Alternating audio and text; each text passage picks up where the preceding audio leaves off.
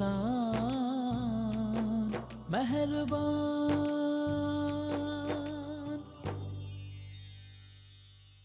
माशाल्लाह अनीसुर रहमान हमारे साथ मौजूद थे, जिनकी आवाज़ आप सुन रहे थे। बिस्मिल्लाह अस्सलातु वस्सलामु अला रसूलिल्लाह व अला आलिहि व सहबिहि व मन वाला।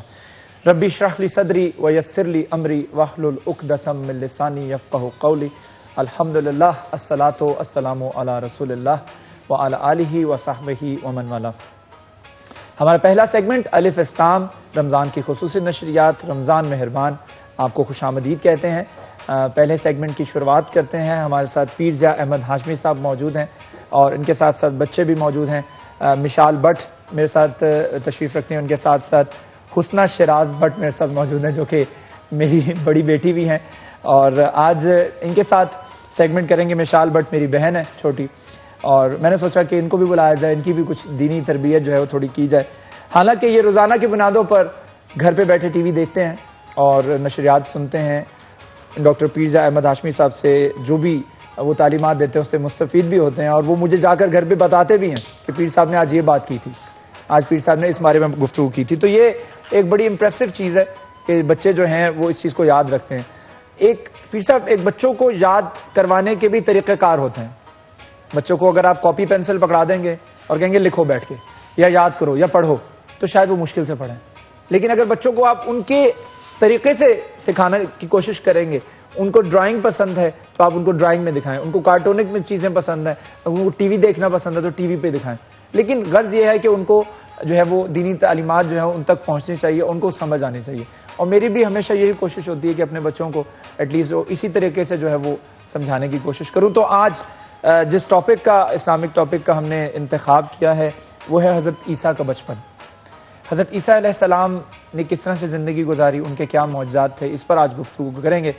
तो जब हज़रत ईसा अलैहिस्सलाम को उठाया गया जिंदा, अल्लाह ताला ने अपने पास बुलाया, उससे पहले जो हज़रत ईसा के साथ और बाकी जो साबका नबी थे उनके साथ जो सलूक बनी इसराइल का रहा है, उस पर अल्लाह ताला ने कुरान मजीद में इरशाद भी फरमाया है, व यक़्तुलूना नबिय्यीना बिग़ैरिल हक़, अब तुम लोग नबियों को कत्ल करोगे, no more profit for you, हज़रत ईसा के बाद तुम्हें कोई प्रॉफिट या कोई नबी जो है वो नहीं मिलेगा। तो फिर हज़रत मोहम्मद सल्लल्लाहु अलैहि वसल्लम के दूसरी यानी हज़रत इस्माइल और की साइड से आने तक कोई प्रॉफिट जो है वो बनी इसराइल में नहीं आया। तो इस पर आज हम थोड़ी सी गुफ्तगू करेंगे, बच्चों की दीनी तरबियत भी करेंगे। तो फिर सब मैं चाह रहा हूँ कि हज़रत ईसा के बचपन पे थोड़ी सी रोशनी डालें। बिस्मिल्लाहिर्रहमानिर्रहीम। आज बड़ा दिलचस्प मौजू भी है और बड़ा मालूमाती भी है। हज़रत आदम अलैहिस्सलाम से अल्लाह ताला ने अंबिया के सिलसिले का आगाज़ किया, और वो अबुल बशर भी हैं, यानी पहले बशर हैं।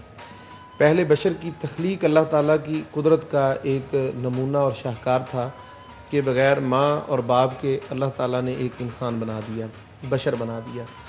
वहाँ से सिलसिला चलते चलते ख़ातमुन नबिय्यीन वल मुरसलीन सल्लल्लाहु ताला अलैहि वसल्लम से पहले हज़रत ईसा अलैहिस्सलाम पर फिर अल्लाह ताला की एक कुदरत का इजहार हुआ, और वो ये था कि आप बग़ैर बाप के पैदा हुए, यानी वालिदा ही ने आपको जन्म दिया।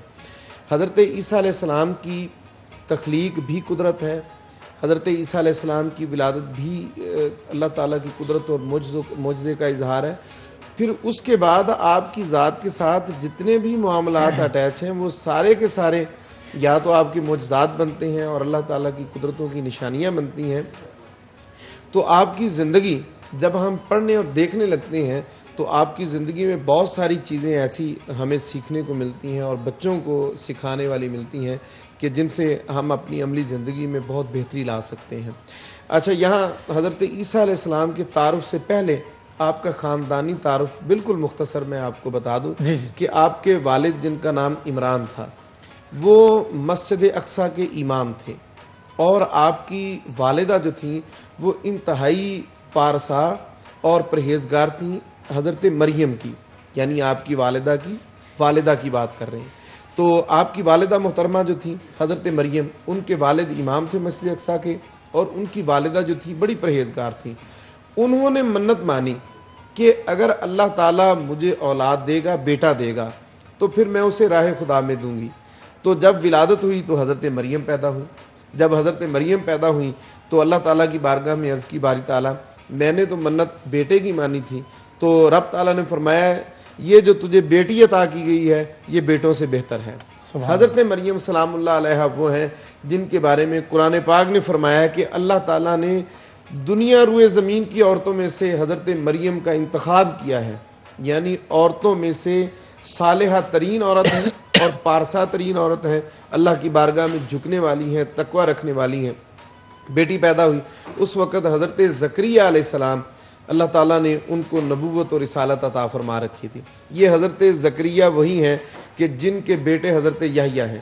یہ حضرت زکریا وہی ہیں جو حضرت مریم سلام اللہ علیہا کے حجرہ مبارک میں وہ رنگ برنگے پھلوں کو دیکھا تو پوچھا انا لا کے حاضا، تو انہوں نے کہا قالت ہوا من عند اللہ، یہ تو اللہ تعالیٰ کی طرف سے ہیں۔ یہ وہی حضرت زکریا ہیں جنہوں نے اسی حجرہ میں کھڑے ہو کر اللہ تعالیٰ کی بارگاہ سے دعا مانگی تو اللہ تعالیٰ نے یحییٰ کی بشارت عطا فرمائی۔ اور حضرت یحییٰ وہ ہیں کہ جنہوں نے حضرت عیسیٰ علیہ السلام کی نبوت کی بشارت عطا فرمائی، حضرت عیسیٰ علیہ السلام کی، بلکہ بیت لحم میں جا کر آپ نے باقاعدہ طور پر منادی کی۔ آپ اس کو ترتیب سے اگر دیکھیں تو حضرت زکریا علیہ السلام کے بیٹے حضرت یحییٰ، حضرت یحییٰ نے بشارت دی حضرت عیسیٰ کی، اور حضرت عیسیٰ نے بشارت دی خاتم النبیین والمرسلین صلی اللہ تعالی علیہ وسلم کی۔ تو آپ کی ولادت جو ہے وہ مسجد اقصی فلسطین اسی کا ایک حصہ ہے، بیت اللحم وہاں پہ ہوئی ہے۔ تو وہاں آج بھی ایک درخت موجود ہے، وہ درخت جہاں حضرت مریم سلام اللہ علیہا نے آپ کو جنم دیا تھا۔ تو حضرت عیسیٰ علیہ السلام کی ولادت کیونکہ معمول سے ہٹ کر ہوئی، اس لیے عیسائی ان کے بارے میں یہ عقیدہ رکھتے ہیں کہ وہ اللہ کے بیٹے ہیں، اور رسول اللہ صلی اللہ علیہ وسلم نے جو تعلیمات دی ہیں وہ ہے لم یلد ولم یولد، نہ اس نے کسی کو جنا ہے، نہ وہ جنا گیا ہے، نہ اس کا کوئی بیٹا ہے، نہ اس کے کوئی ماں باپ ہیں۔ اسی لیے ہمارے عقیدے کا حصہ ہے، اور وہ یہ ہے کہ اللہ تعالیٰ نے اپنی قدرت سے حضرت عیسیٰ علیہ السلام کو بغیر باپ کے پیدا فرمایا۔ بغیر باپ کے پیدا فرمایا۔ بچوں سے بھی تھوڑی گفتگو کرتے ہیں، میرے ساتھ مشال بٹ موجود ہے۔ مشال، آپ بتائیے گا روزے رکھ رہی ہیں؟ ہاں جی رکھ رہی ہیں نا؟ ٹھیک ہے، مجھے پتہ رکھ رہی ہیں، لیکن میں پوچھنا چاہتا تھا کہ لوگوں کو پتہ لگے۔ چلیں یہ بتائیں کہ حضرت عیسیٰ کے بارے میں کوئی کویشچن پوچھوں؟ جی پوچھیں۔ چلیں آپ مجھے بتائیں، چلیں آپ سے تھوڑا سا مشکل پوچھتے ہیں۔ حضرت عیسیٰ کے معجزات کے حوالے سے کون کون سے معجزات جو ہیں حضرت عیسیٰ کے پاس تھے؟ وہ مردوں کو زندہ کر دیتے تھے، اور پھر نابینا کو اس کی بینائی واپس لوٹا دیتے تھے، اور کوڑ کی بیماری کا علاج کرتے تھے۔ یہ اس پہ تھوڑی سی میں چاہوں گا کہ بچوں کی تربیت بھی فرما دیجیے۔ حضرت عیسیٰ علیہ السلام کے جو معجزات کا ذکر فرمایا قرآن مجید کے اندر، یہ تھوڑا سا اس کا نا آپ ذرا دیکھیے کہ بیک کیا ہے۔ اس وقت بنی اسرائیل میں جادو اور حکمت یہ دونوں بہت عروج پہ تھی، اور جب بھی اللہ تعالیٰ اپنے نبیوں کو بھیجتا ہے تو آپ دیکھیں گے کہ وہ جس میں وہ قوم اپنے ہنر میں مہارت رکھتی ہے، یعنی ان کا ثانی کوئی نہیں ہے جی، تو اس وقت جب اللہ تعالیٰ کا نبی آتا ہے تو وہ ان کو بھی لاجواب کر دیتا ہے۔ میں بطور مثال کہوں گا، حضرت سلیمان علیہ السلام کے دور میں جو تعمیرات کا سلسلہ تھا وہ بہت عروج پہ تھا، تو آپ نے ملکہ بلقیس کے آنے سے پہلے ایک ایسا فرش وہاں پہ ڈالا گیا جو اتنا خوبصورت تھا کہ جب ملکہ بلقیس اس پہ چلی نا تو اس نے اپنے پہنچوں کو اوپر کیا، اچھا، کہ یوں محسوس ہو رہا تھا جیسے میں پانی میں گرنے لگی ہوں، حالانکہ وہ پانی نہیں تھا، پتھر تھا۔ تو ہر دور میں مہارت ہی بڑی عروج پر۔ رسول اللہ صلی اللہ علیہ وسلم کی مثال لیجیے، عرب لوگ اپنی زبان پر فصیح اللسانی پر باقی سارے جہان کو عجم کہتے تھے، گونگا، اور اپنے آپ کو عرب کہتے تھے، تو اللہ تعالیٰ نے آپ کو قرآن پاک کا معجزہ دیا، ایسا کلام عطا فرمایا جس کا ثانی کوئی نہیں ہے، جو کہ رہتی دنیا تک باقی رہے گا۔ بالکل ایسے ہی حضرت عیسیٰ علیہ السلام کے دور میں جو حکمت تھی وہ عروج پر تھی، اور جادو بھی عروج پر تھا۔ میں ایک مثال اور ایک جملے میں دے دیتا ہوں، حضرت موسیٰ کے دور میں جادو عروج پہ تھا، اژدہا سامنے بنا دیا عصا کو، اور ان کا سارا جادو جو تھا وہ ختم ہو گیا۔ تو اسی طرح حضرت عیسیٰ علیہ السلام کے دور میں وہ جو طب عروج پر تھی نا، تو سب کا علاج تھا، لیکن مردے کو کوئی زندہ نہیں کر سکتا تھا۔ اللہ تعالیٰ نے اپنے نبی کو یہ معجزہ دیا ایک مرتبہ وہ جو مردہ زندہ تاکہ لوگوں کو احساس ہو سکے کہ یہ اللہ تعالیٰ کے نبی ہیں. یہ نبی ہے. یعنی معجزہ ہوتا ہی وہ ہے نا جو خوار کی عادت ہو, انسان حیران رہ جائے, اچھا ایسے بھی ہو سکتا ہے, اور نبی اگر ایسے کرے تو اس کو معجزہ کہتے ہیں. تو ایک مرتبہ ایسے ہی حضرت عیسیٰ علیہ السلام آپ جا رہے تھے تو ایک چھوٹی سی ننھی سی بچی دوڑی دوڑی روتی ہوئی آئی اور آپ کی ٹانگ کے ساتھ لپٹ گئی. اے عیسیٰ میرے والد فوت ہو گئے ہیں. ان کا جنازہ لے کر, میت کو لے کر جا رہے تھے, تو آپ اس کو زندہ کر دیجئے. حضرت عیسیٰ علیہ السلام نے اس میت کو رکھوایا اور آپ نے فرمایا کم باذن اللہ, اٹھو اللہ تعالیٰ کے حکم سے, اللہ کے حکم سے اٹھو. تو وہ مردہ زندہ ہو گیا. اور پھر یہاں مفسرین کرام نے لکھا ہے وہ اتنی دیر تک زندہ رہا کہ وہ چھوٹی سی بچی جوان ہوئی, جوان ہو کر اس کی شادی ہو گئی, اور شادی کے بعد وہ بندہ دوبارہ اس کا انتقال ہوا, کیونکہ کل نفس ذائقۃ الموت. لیکن اللہ تعالیٰ اپنے نبیوں کو ایسے معجزات عطا فرماتا ہے. اب دیکھیے کہ حضرت عیسیٰ علیہ السلام مٹی لیتے تھے, مٹی سے پرندہ بناتے تھے اور پرندے میں پھونک مارتے تھے تو وہ زندہ ہو کر اڑنے لگ جاتا تھا. کوڑ کے مریض آتے جس کی آنکھوں کی بینائی نہ, ایک ہوتا ہے آنکھوں کی بینائی نہ ہونا, ایک ہے آنکھ کے اندر ڈیلا نہ ہونا. آپ اس کو ٹھیک کرتے تھے جس کی آنکھوں کے اندر ڈیلا بھی نہیں ہوتا تھا.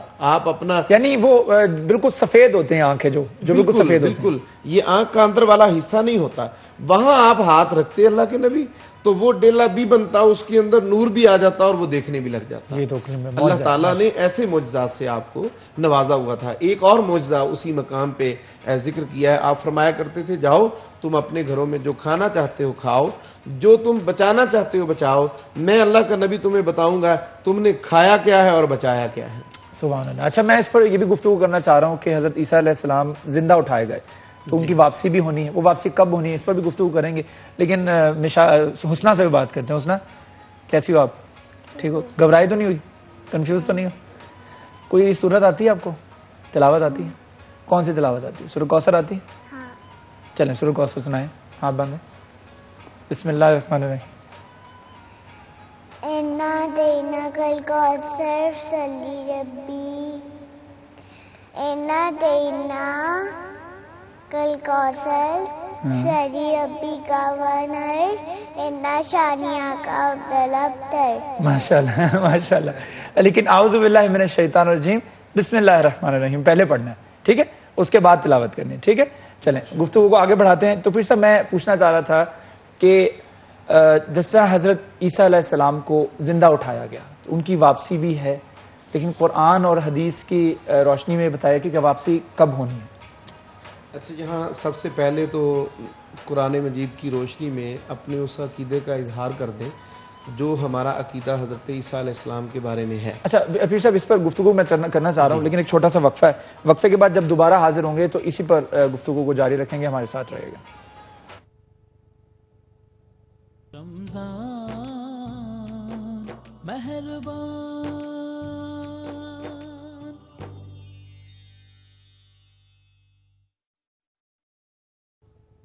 Welcome back. رمضان کی خصوصی نشریات رمضان مہربان میں آپ کو خوش آمدید. الف اسلام سیگمنٹ ہمارا جاری ہے. ڈاکٹر پیرزا احمد ہاشمی صاحب میرے ساتھ تشریف رکھتے ہیں, پیارے پیارے بچے بھی موجود ہیں, مشال بٹ اور حسنہ شراز بٹ بھی میرے ساتھ موجود ہیں.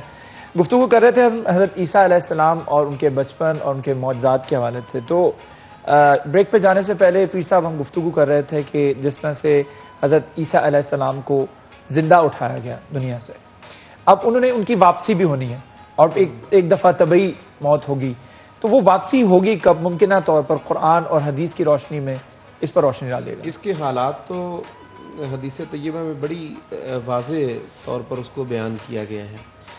یہ 3 قیامت کی نشانیاں ایسی ہیں جو ایک ہی ساتھ نمودار ہوں گی, ان کا اظہار ہوگا. نمبر 1 حضرت امام مہدی کا ظہور, یہ بھی اسی دورانیہ میں ہوگا. دجال جو ہے وہ بھی نمودار اسی دورانیے میں ہوگا, بلکہ آپ کی جو نزول ہے وہ شام کے علاقہ میں دمشق کی جو جامع مسجد ہے وہاں پہ ہوگا. حدیث طیبہ میں اس کے بارے میں فرما دیا گیا, اور آپ صلی اللہ علیہ وسلم جو نشانیاں اور علامات بیان کی ہیں, ڈیٹیل کا وقت نہیں, لیکن میں ان تمام نشانیوں کو کوشش کرتا ہوں بہت تھوڑے سے وقت میں بتا دوں. آپ صلی اللہ علیہ وسلم نے جو علامات بیان فرمائی وہ یہ ہے کہ آپ دمشق کی جامع مسجد کہ مینار پر فرشتوں کے پروں کے اوپر یوں کر کے اپنے بازو پھیلائے ہوئے ہوں گے، پر رکھے ہوں گے، ہاتھ رکھے ہوئے ہوں گے، اور آپ مینار کے پاس اتریں گے، اور آپ کے کندھے پر چادر ہوگی، 2 چادریں آپ نے لی ہوئی ہوں گی، آپ مینار سے نیچے اتریں گے، فجر کی نماز کے لیے اقامت کہی جا چکی ہوگی، حضرت امام مہدی امامت کروا رہے ہوں گے، اور جب اقامت کہی جا چکی ہوگی، آپ جب سامنے آئیں گے تو سب لوگ پہچان جائیں گے کہ حضرت عیسیٰ علیہ السلام آگے، حضرت عیسیٰ علیہ السلام آگے، ٹھیک۔ حضرت امام مہدی آگے بڑھیں گے اور آپ کو دعوت دیں گے کہ آپ مصلی امامت پہ کھڑے ہوں۔ حضرت عیسیٰ علیہ السلام آپ فرمائیں گے کہ اقامت آپ کے لیے کہی گئی ہے، اس لیے امامت بھی آپ کروائیں، میں آپ کی اقتداء میں نماز پڑھوں گا۔ ٹھیک ہے۔ تو آپ صلی اللہ علیہ وسلم نے اس موقع کے لیے فرمایا، اے امت محمدیہ، تمہاری عظمت اور شان کیا ہوگی جب حضرت عیسیٰ علیہ السلام آئیں گے تو پہلی نماز تمہارے پیچھے ادا کریں گے۔ اور یہاں ایک میں بڑی واضح طور پہ اس حدیث سے یہ بس استدلال کر کے دوستوں کو بتانا چاہ رہا ہوں، وہ یہ ہے کہ حضرت عیسیٰ علیہ السلام جو پہلی نماز ادا کریں گے وہ بالکل ہو بہو اسی طرح نماز پڑھیں گے جس طرح حضرت امام مہدی پڑھائیں گے۔ اللہ اکبر پہ اللہ اکبر، قیام، رکوع و سجود اور سلام، مکمل نماز اسی طرح پڑھ کر کائنات کو یہ پہلی نماز کے ساتھ خبر دینا ہوگی کہ حضرت عیسیٰ علیہ السلام بحیثیت نبی اور رسول نہیں آئے، بلکہ نبی مکرم صلی اللہ علیہ وسلم کے امتی بن کر آئے ہیں۔ آپ صلی اللہ علیہ وسلم نے فرمایا تھا کہ وہ کیا وقت ہوگا جب حضرت عیسیٰ علیہ السلام عادل حکمران بن کر روئے زمین پہ آئیں گے، یعنی آپ کی پوری روئے زمین پر حکمرانی ہوگی۔ حضرت عیسیٰ علیہ السلام کا آسمانوں پہ اٹھائے جانے کے بارے میں ہمارا عقیدہ بڑا واضح ہے، نہ تو آپ کو تبھی موت آئی ہے، نہ صلیب پہ چڑھایا گیا ہے، جس طرح عیسائی کہتے ہیں کہ سولی پہ چڑھایا گیا، اور آج کل کچھ ریسرچر کہہ رہے ہیں کہ ان کو موت بھی آئی، تو ایسی کوئی بات نہیں ہے۔ اللہ تعالیٰ نے آسمانوں پہ اٹھایا ہے، 33 سال کی آپ کی عمر تھی جب آپ کو آسمانوں پہ اٹھایا، اب آپ قرب قیامت میں قریب آئیں گے، قیامت کی نشانیوں میں سے ایک نشانی کا اظہار ہوگا، اور روئے زمین پر آپ صلی اللہ علیہ وسلم نے فرمایا کہ جب حضرت عیسیٰ علیہ السلام آئیں گے تو روئے زمین پر اتنی برکت ہو جائے گی کہ مال موجود ہوگا لیکن اس کو لینے والا کوئی موجود نہیں ہوگا، یہ برکت آپ فراوانی ہو جائے گی، فراوانی ہوگی، یہ برکت ذکر فرمائی۔ اچھا، یہ قیامت کی قریب تر نشانیوں میں سے ایک نشانی بھی، ایک نشانی ہے یہ، بالکل۔ چلیں اور بچوں کی طرف بھی رخ کرتے ہیں۔ پیر صاحب انشاءاللہ آپ کو کوشچن پوچھنا چاہ رہی ہیں؟ ہاں جی، پوچھیں پیر صاحب۔ میں نے پوچھنا۔ اچھا، تو سردیوں کے روزے جو ہیں وہ ایزی ہوتے ہیں اور گرمیوں کے جو ہیں وہ مشکل ہوتے ہیں، تو ان میں کوئی ثواب کا بھی فرق ہوتا ہے؟ اچھا، ثواب کا اگر تو رمضان المبارک کا مہینہ آئے، چاہے وہ سردیوں میں ہو چاہے وہ گرمیوں میں ہو، کیونکہ رمضان المبارک کا مہینہ ہر سال 10 دن پیچھے آتا رہتا ہے، اور کبھی یہ گرمیوں میں آ جاتے ہیں، کبھی سردیوں میں آ جاتے ہیں۔ جب یہ ہوں، اگر تو ہو رمضان المبارک کا مہینہ تو پھر سردیوں میں بھی اتنا ہی اجر ہے اور گرمیوں میں بھی اتنا ہی اجر ہے۔ بحیثیت رمضان المبارک کے روزہ رکھنے کے اس کے اجر و ثواب میں کوئی کمی نہیں ہے۔ آپ یوں سمجھ لیجئے کہ گرمیوں میں نسبتاً مشقت زیادہ ہوتی ہے، یا نسبتاً اس کو پیاس زیادہ لگتی ہے، یا بھوک زیادہ لگتی ہے، تو اس بھوک اور پیاس کی شدت کو برداشت کرنے کی وجہ سے اللہ تعالیٰ اس کو اپنا قرب زیادہ عطا فرما دے۔ یہی وجہ ہے نا کہ اللہ تعالیٰ نے جو ارشاد فرمایا نا کہ روزہ میرے لیے اور میں اس کی جزا دوں گا، وہ اس وجہ سے کہا گیا ہے کہ اس میں اللہ تعالیٰ کی رضا کی خاطر انسان بھوک اور پیاس کو برداشت کرتا ہے۔ تو اللہ تعالیٰ کی طرف سے اجر و ثواب کے اعتبار سے موسم کا کوئی عمل دخل نہیں ہے۔ ابھی بھی ایسے ہیں، کچھ روزے ایسے ہیں جو کچھ میں موسم اچھا ہو گیا، موسم اچھا ہو گیا تھا، کچھ ایسے ہیں جس میں کڑک دھوپ تھی اور بہت سخت تھا، کیونکہ رمضان المبارک کا روزہ ہے۔ اس کے بارے میں صرف آخری بات میں یہ عرض کرتا ہوں کہ رمضان المبارک کا روزہ اگر رہ جائے تو اس کے مقابل میں آپ ساری زندگی بھی روزے رکھتے رہیں تو اس کے اجر کے برابر اجر نہیں پا سکتے۔ رمضان کے روزے، یہ رمضان المبارک کے ہی روزے کی خاص بات ہے اور اس کے اندر خاص اجر و ثواب ہے۔ چلیں، اچھا حسنہ، آپ سے میں کوشچن پوچھنا چاہوں گا، آپ کو کلمہ آتا ہے؟ پہلا کلمہ سنائیں، بسم اللہ۔ پہلا کلمہ ہاں، طیب میں نے پاک لا الہ الا اللہ محمد رسول اللہ۔ ماشاءاللہ ماشاءاللہ، حسنہ تو بڑی انٹیلیجنٹ ہو گئی ہے جی، یہ کلمہ یاد کر رہی ہے ابھی، کلمے بھی یاد کیا ہوا ہے، سورت بھی یاد کی ہے، سورۃ کوثر یاد کی ہے، سورۃ اخلاص بھی ابھی یاد کر رہی ہے، میں آدھی یاد کر لی ہے، قل هو اللہ احد۔ یہی ہونا چاہیے بچوں کو، اسی عمر میں سکھانا چاہیے، اور یہ عمر ہے، اور میں سمجھتا ہوں کہ والدین اگر اس عمر میں توجہ دیں گے تو پھر ساری زندگی بھولتا نہیں ہے۔ اس وقت جو چیزیں وہ یاد کر لیں گے نا، اور ویسے بھی ہمارے ہاں یہ ہمارا اسلامک ٹرینڈ ہے کہ ہم اپنے بچوں کو سب سے پہلے اللہ کا نام اور جب بولنے لگتے ہیں تو کلمہ طیبہ سکھاتے ہیں. ٹھیک ہے، اختتام کرتے ہیں اپنے سیگمنٹ کا، لیکن اس سے پہلے کیونکہ مشال اور حسنہ میرے اصرار پر، میرے فورس کرنے پر آئے ہیں پیر صاحب، یہ آ نہیں رہے تھے تو میں نے بڑا اصرار کیا، میں نے بڑا فورس کیا کہ آئے میرے شو میں، تو آئے ہیں. میں ان کا شکریہ ادا کرتا ہوں. اور سٹی 41 اور کرشی جامع شیری کی جانب سے ان کے لیے گفٹ ہیمپر بھی ہے، اور یہ گفٹ ہیمپر بیٹا آپ کے ساتھ جائے گا، یہ حسنہ آپ کے ساتھ جائے گا. ٹھیک ہے، okay, you can take it to home. اور اس کے ساتھ ساتھ مشال آپ کے لیے بھی ہے گفٹ ہیمپر کرشی جامع شیری کی طرف سے. یہ آپ کو یاد رہے گا کہ آپ ہمارے شو پر آئے تھے. ایک چھوٹا سا وقفہ لیتے ہیں، وقفے کے بعد دوبارہ حاضر ہوں گے. اگلے سیگمنٹ میں ملاقات ہوگی، فٹنس، صحت اور ہیلتھ کے حوالے سے گفتگو ہوگی. ہمارے ساتھ رہیے گا. رمضان مہربان.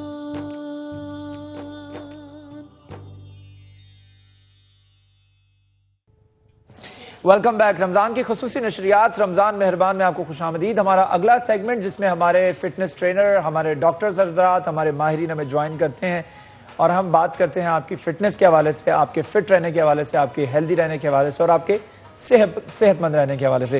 تو آج بھی جنہوں نے ہمیں جوائن کیا ان کا تعارف میں آپ کو کرا دیتا ہوں. فٹنس ٹرینر ہیں ناصر ڈوگر ہیں، ہمارے ساتھ تشریف رکھتے ہیں. تھینک یو سو مچ ناصر صاحب ہمیں جوائن کرنے کے لیے.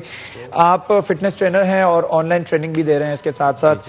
اچھا، آپ سے گفتگو میں یہ کرنا چاہ رہا ہوں شروعات میں ہی کہ فٹ رہنا آپ کی لائف کے لیے کتنا ضروری ہے، کیونکہ ہم نے دیکھا ہے کئی لوگ اگر فٹ نہیں رہتے تو ان کی ڈپریشن کی وجہ بھی وہ بنتا ہے، موٹاپا بنتا ہے، اوبیسٹی بنتا ہے. تو کیا ایسا ہے کہ آپ فٹ رہیں گے تو ڈپریشن کا لیول بھی کم رہے گا؟ Is that possible?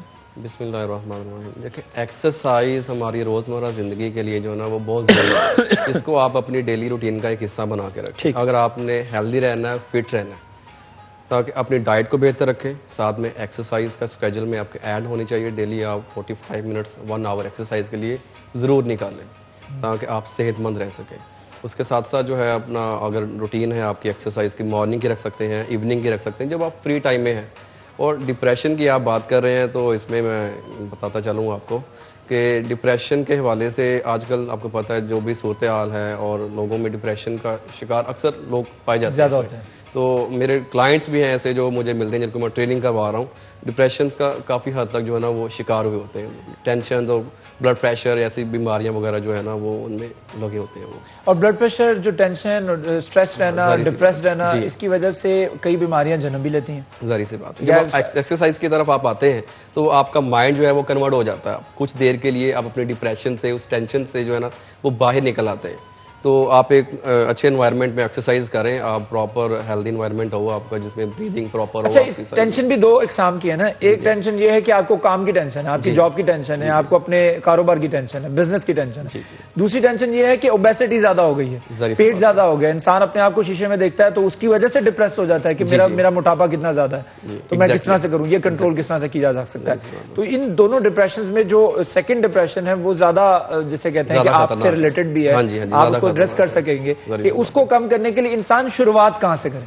شروعات آپ کسی بھی اپنی لائٹ سی ایکسرسائز کو ایڈ کریں اپنے اسکیجول میں. کوئی بھی ایک ٹائم نکالیں ڈیلی بیسس پہ، آپ کی جو بھی روٹین ہے تھوڑا سا ٹائم نکالیں اس کے لیے 15 منٹ 20 منٹ اسٹارٹ کرنے کے لیے جو ہے نا. اس میں لائٹ واک کو ایڈ کر لیں، آپ کسی بھی ایکسرسائز کو ایڈ کر لیں. جم میں آپ جم جوائن کر لیں. جم میں بہت ساری ایکسرسائز ہیں. کارڈیو کر لیں آپ، اسٹرینتھ ٹریننگ، بہت ساری ایکسرسائز آ جاتی ہیں اس میں تاکہ آپ کو مائنڈ کنورٹ ہو. اور دوسرا موٹاپے کی بات کر رہے ہیں تو موٹاپا زیادہ تر جو ہے آج کل آپ کو پتہ ہے ہماری فوڈ جو بہت بری ہے، جس میں ہم بہت زیادہ باہر سے کھاتے ہیں، فاسٹ فوڈس کی روٹین ہے ہماری آج کل جو نا. اس میں انسان ایک تو خود کو ہیلدی ڈائٹ کی طرف لے کے آتا ہے، وہ اندر سے فٹ ہوتا ہے اور اس کی باڈی بھی اسٹرانگ ہو رہی ہوتی ہے، وہ انٹرنلی بھی اسٹرانگ ہو رہا ہوتا ہے. ٹھیک ہے.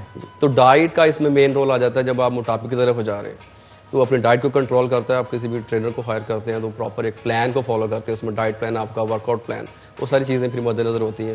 تو اس میں جو ہے نا آپ کی ڈیلی بیسس پہ جب آپ ورک آؤٹ کرتے ہیں، ڈائٹ کو فالو کرتے ہیں، پلان کو، تو اپنے رزلٹس کو اچیو کرنا شروع کرتے ہیں. جب آپ کی باڈی میں چینج آنا شروع ہو جاتا ہے تو پھر آپ آٹومیٹکلی ڈپریشن وہ کم ہونا شروع ہو جاتا ہے. آپ کو ڈپریشن کم ہونا شروع ہوتا ہے. موٹاپا جو ہے اس کو کم کرنے کے. اچھا، مجھے یہ بتائیے گا کہ اسٹریچنگ آپ کی جسم کے لیے کتنی ضروری ہے؟ اگر آپ اسٹریچنگ کے حوالے سے بات کریں، آپ اسٹریچ کرتے ہیں، آپ فنگرز کو اسٹریچ کرتے ہیں، آپ بازوں کو اسٹریچ کرتے ہیں، آپ بیک کو اسٹریچ کرتے ہیں، آپ اپنے تھائز، اپنی لیگز کو اسٹریچ کرتے ہیں، تو ایکسرسائز کے ساتھ ساتھ یہ اسٹریچ کرنا باڈی کے لیے کتنا ضروری ہے؟ دیکھیں جی، اسٹریچنگ جو ہے وہ ایکسرسائز کا ایک حصہ ہے. اس کے بنا سمجھ لیں ہماری ایکسرسائز کمپلیٹ ہی نہیں ہو پاتے.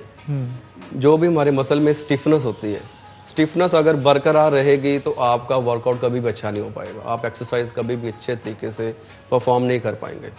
तो उसके लिए स्ट्रेचिंग को अपने स्केड्यूल में ऐड करें, उसके प्रॉपर सेशंस लें आप अपने सीनियर से या कोई ट्रेनर से आप हायर करके। अच्छा, विदाउट स्ट्रेचिंग अगर लोग कुछ एक्सरसाइज करते हैं नहीं, उसमें तो इंजरीज की तरफ जाना शुरू हो जाता है। अच्छा, इंजरीज की तरफ जाते हैं और आपका मसल भी उस तरीके से ग्रो नहीं आपका मसल रिलैक्स ही नहीं हो रहा, स्टिफनेस है आपकी बॉडी में। तो जारी सी बात है, तो स्टिफनेस है तो वो कोई भी चीज़ हार्ड है उसमें लचक नहीं है, तो वो उसका टूटना जो है ना वो बहुत ज़्यादा ईजी हो जाता है। जिस चीज़ में लचक होगी तो वो जारी सी बात इंजरी से बच रहेंगे। ऐसे ही हमारे मसल है, उसमें फ्लेक्सिबिलिटी ज़्यादा होगी तो आप इंजरीज से दूर रहेंगे। तो इसके लिए स्ट्रेचिंग बहुत ही ज़रूरी है।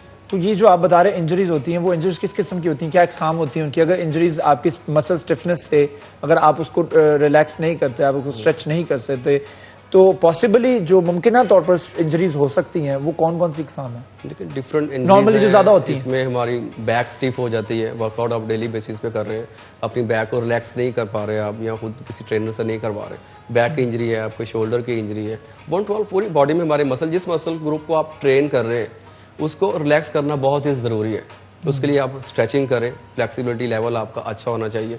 फ्लेक्सिबिलिटी अच्छी होगी तो जाहिर सी बात इंजरी से आप बचे रहेंगे। तो इंजरी से बचा जा सकता है। अच्छा, ये भी बता दीजिएगा कि डाइट के हवाले से भी, क्योंकि आप लोगों को डाइट के हवाले से गाइड करते हैं, डाइट क्या रखनी चाहिए? लोग हमने देखा है कि रमज़ान के महीने में जितना खाते हैं 30 दिन, फिर उसके बाद जो अगले 3 दिन ईद के होते हैं उसमें वो 30 दिन के बराबर खा लेते हैं, जाहिर सी बात है। और उसके बाद जब वो फिर दाखिल होते हैं नॉर्मली 11 महीनों में, फिर वो रूटीन जो है वो इतनी ज़्यादा बन जाती है रमज़ान में खाने की कि मैदे के अंदर जगह बन जाती है और फिर आप खाना खाना खाना और फिर खाना। इसको कंट्रोल किस तरह किया जा सकता है? आपने मील को किन किन पोर्शंस में डिवाइड करके आप उसको डिवाइड कर सकते हैं? और आपके लिए मेरे ख्याल में रमज़ान का महीना बेस्ट है कि आप अपनी डाइट को बेहतर से बेहतर कर लें और उस पैटर्न पर लेकर आएँ जिस पैटर्न पर आप अगले 11 महीने भी चल सकें। तो क्या कहेंगे डाइट के हवाले से, खासतौर पर उन लोगों के लिए जिनका वजन जो 80 किलो से ज़्यादा है? लेकिन डाइट एक मेन रोल है, अगर आपने अपनी बॉडी में चेंजेस लेके आनी है, ठीक है, खुद को फिट करना है, तो उसमें मेन रोल डाइट का 80% आपकी डाइट होती है, उसमें 20% आपका वर्कआउट है, बाद में रिकवरी आती है आपकी। तो डाइट में अगर तो आप वेट कम करना चाह रहे हैं तो कैलोरिक डेफिसिट में आना चाहिए आपको। जितनी भी आप खाना खा रहे हैं आपको देखना चाहिए कि मैं खा क्या रहा हूँ, कितनी कैलोरीज आप इनटेक कर रहे हैं, तो उसमें कैलोरीज डेफिसिट में आप आए। फैट रेशो उसमें कम होने चाहिए, लेकिन पोर्शन आपका पूरा होना चाहिए। आपकी जो एक मील है उसमें प्रोटीन, फैट, कार्बोहाइड्रेट्स, ये आपका पोर्शन कंप्लीट होना चाहिए। आप 3 टाइम खा रहे हैं, 2 टाइम खा रहे हैं, तो इसको आप डिवाइड कर दें, 5 टाइम 6 टाइम, थोड़ा खाएं, अच्छा खाएं, क्वालिटी वाइज फूड खाएं, ताकि जो ना आपके टॉपिक तरफ ना लेके चले। अच्छा नासिर साहब, ये भी बताइएगा, ये कैलोरीज से क्या मुराद है? लोग कहते हैं जी कैलोरीज मेरी 300 कैलोरीज मैंने उड़ा ली, मैंने 10 कैलोरीज उड़ा ली, मैंने 500 कैलोरीज गेन कर ली, और ये कैलोरीज का क्या वजन के कम होने या ज्यादा होने से कोई ताल्लुक होता है? ये जरा हमारे व्यूअर्स को जरा क्लियर कर दीजिए। देखिए, ये वाकई ही आपकी बात बजा है, मैं समझता हूँ। कैलोरीज देखिए, जो भी आप खा रहे हैं वो कैलोरीज में ही उसको देखा जाता है। आप प्रोटीन बेस्ड फूड खा रहे हैं, आप कार्ब फूड बेस्ड खा रहे हैं, आप फैट ज़्यादा, आजकल जो हमारी घरों में जो हमारी बनती है उसमें फैट की रेशो बहुत ज़्यादा होती है, और फैट में ही कैलोरीज बहुत ज़्यादा हो जाती है। 1 ग्राम आप फैट में 9 कैलोरीज को जो है ना इनटेक कर रहे होते हैं। तो ऐसे अगर आप प्रोटीन बेस्ड डाइट को रखेंगे तो कैलोरीज सारी सी बात है कम इनटेक। आपको कैलोरीज की जरूरत भी तो ना, एक आम इंसान को 2500 से 3000 कैलोरीज चाहिए। जी जी, लेकिन उसमें आप हेल्दी फूड की तरफ आ जाए ना, आप हेल्दी फूड की तरफ आ जाएं, आप फ्रूट्स खाएं, रॉ वेजिटेबल्स हैं उसको रखें, बीन्स, नट्स हैं, मीट को रखें। आप जो चीज़ आप देखें, एक तो चीज़ है इसमें हेल्दी के लिए, कुकिंग के लिए आप जो ऑयल को यूज़ करते हैं वो बड़ा इसमें अहमियत का हामिल होता है। जहाँ पर आपने चिकन खाना है, जहाँ पर आपने मटन खाना है, आपने कीमा खाना है, आपने हेल्दी चीज़ें खानी है, वहाँ पर आपकी जो कैलोरीज 2500-3000 होनी है एक दिन के अंदर। जी जी जी। और दूसरी जगह पर आप कह रहे हैं जी मुझे 2500-3000 कैलोरीज चाहिए तो मैं जलेबी खा लेता हूँ। तो आप वो जलेबी आप इतनी सी खा रहे हैं और आपको 2500 कैलोरीज मिल रही है, और वहां पर आप फूड जो है प्रॉपर मील ले रहे हैं तो आपको 2500-3000 कैलोरीज मिल रही है। फर्क भी है इसमें, जाहिर सी बात है। देखिए, जब हेल्दी डाइट होगी ना आपकी, देखिए आप चिकन खा रहे हैं, आप घर में कुक कर लेते हो, उसे ऑयल में, घी में कुक करके बना रहे हैं उसमें, तो उसमें कैलोरीज की मकदार बढ़ गई है। अगर वही चिकन को आप स्टीम कर लें, ग्रिल कर लें, उसमें थोड़ी सी स्पाइसेस को ऐड करके, ऑयल कट हो गया, आपकी कैलोरीज वही कम हो गई। मील वही है, चीज़ वही है, कैलोरीज आपने कम कर ली उसमें। ऐसे वेजीज है, मील को चेंज करके किया मील को चेंज करके किया जा सकता है। अच्छा, नॉर्मली रात में लोग बहुत ज्यादा खा लेते हैं, और रात में कितना खाना चाहिए और किस वक्त खाना चाहिए, ये जरा बता दीजिएगा। एक तो हमारी ये रूटीन है कि सोने से हम थोड़ी देर पहले खाना खा लेते हैं। अक्सर रूटीन है, लोग ऑफिस से आते हैं, जो जॉब की रूटीन ऐसी है कि वो दोपहर में अपना पोर्शन कंप्लीट नहीं कर पाते, تو وہ رات کو گھر آتے ہیں ایزیلی ہو کے کھانا کھایا لیکن پیٹ بھر کے کھانا کھا لیتے ہیں. تو رات کو تھوڑی سی بھوک رکھ کے کھانا کھانا چاہیے اور سونے سے تقریباً کوئی 2-2.5 گھنٹے کا وقفہ ہونا چاہیے آپ کا کھانے کا جو ہے, تاکہ وہ پراپر ڈائجسٹ ہو جائے آپ کے میل, اور رات کی میل جو ہے وہ لائٹ ہونی چاہیے آپ کی تھوڑی سی. اچھا یہ بتا دیجیے گا ہمیں کہ اسٹریچنگ جو ہے وہ ہمیں اگر آپ ڈیمو کر کے دکھا دیں, کیونکہ اسٹریچنگ جو ہے وہ آپ نے بتایا کہ کتنا ضروری ہے ہمارے لیے. تو لیکن ہم اس سے پہلے ہم یہ بھی بات کرنا چاہ رہے ہیں کہ ورک آؤٹ جو ہے اس میں آپ کو زیادہ جو ہے وہ کارڈیو کی طرف رہنا چاہیے, جو موٹاپا جس سمے میں ہم بات کر رہے ہیں اس کیٹیگری کی جن کا ویٹ 80 سے 90 کلو کے درمیان ہے, تو ان کے لیے ایکسرسائزز اور ان کے لیے جو کیا ان کو ویٹ ٹریننگ سوٹ کرے گی یا ان کو کارڈیو سوٹ کرے گی یا کراس فٹ سوٹ کرے گی, اس پر گفتگو کریں گے اور ہم تھوڑا آپ سے ڈیمو بھی لیں گے. لیکن ایک چھوٹا سا وقفہ ہے, وقفے کے بعد دوبارہ حاضر ہوں گے, ہمارے ساتھ رہیے. رمضان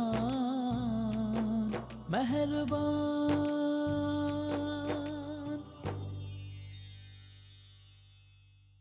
ویلکم بیک. آپ کی فٹنس کے حوالے سے گفتگو ہو رہی ہے, آپ کی ہیلتھ, آپ کی صحت کے حوالے سے گفتگو کی جا رہی ہے, کس طرح سے فٹ رہا جا سکتا ہے, کس طرح سے وزن کم کیا جا سکتا ہے, کون سے ایسے باڈی گولز ہیں جو کہ آپ اچیو کر سکتے ہیں. ماہ رمضان میں خاص طور پر میرے ساتھ ناصر ڈوگر تشریف رکھتے ہیں, فٹنس ٹرینر, ان سے گفتگو جاری ہے. ناصر صاحب, ہم نے اکثر دیکھا ہے کہ ایکسرسائز کرنے والے جو حضرات ہیں, خاص طور پر جو موٹاپے کا شکار ہوتے ہیں, وہ لوور بیک پین کی بڑی شکایت کرتے ہیں. یعنی ان کو کمر کا درد ہوتا ہے اور لوور بیک پین جو ہوتا ہے وہ بہت زیادہ ہوتا ہے. اس کے لیے اس کی ریمیڈی کیا ہے, اس کی ہوم ریمیڈی کیا ہے, اس سے کس طرح سے اوائڈ کیا جا سکتا ہے, اس سے کس طرح سے بچا جا سکتا ہے؟ یہ ایک کامن ایشو پایا جاتا ہے ہمارا جم میں بھی. آپ دیکھیں تو 30-50% لوگ اسے فیس کر رہے ہوتے ہیں لوور بیک پین کو.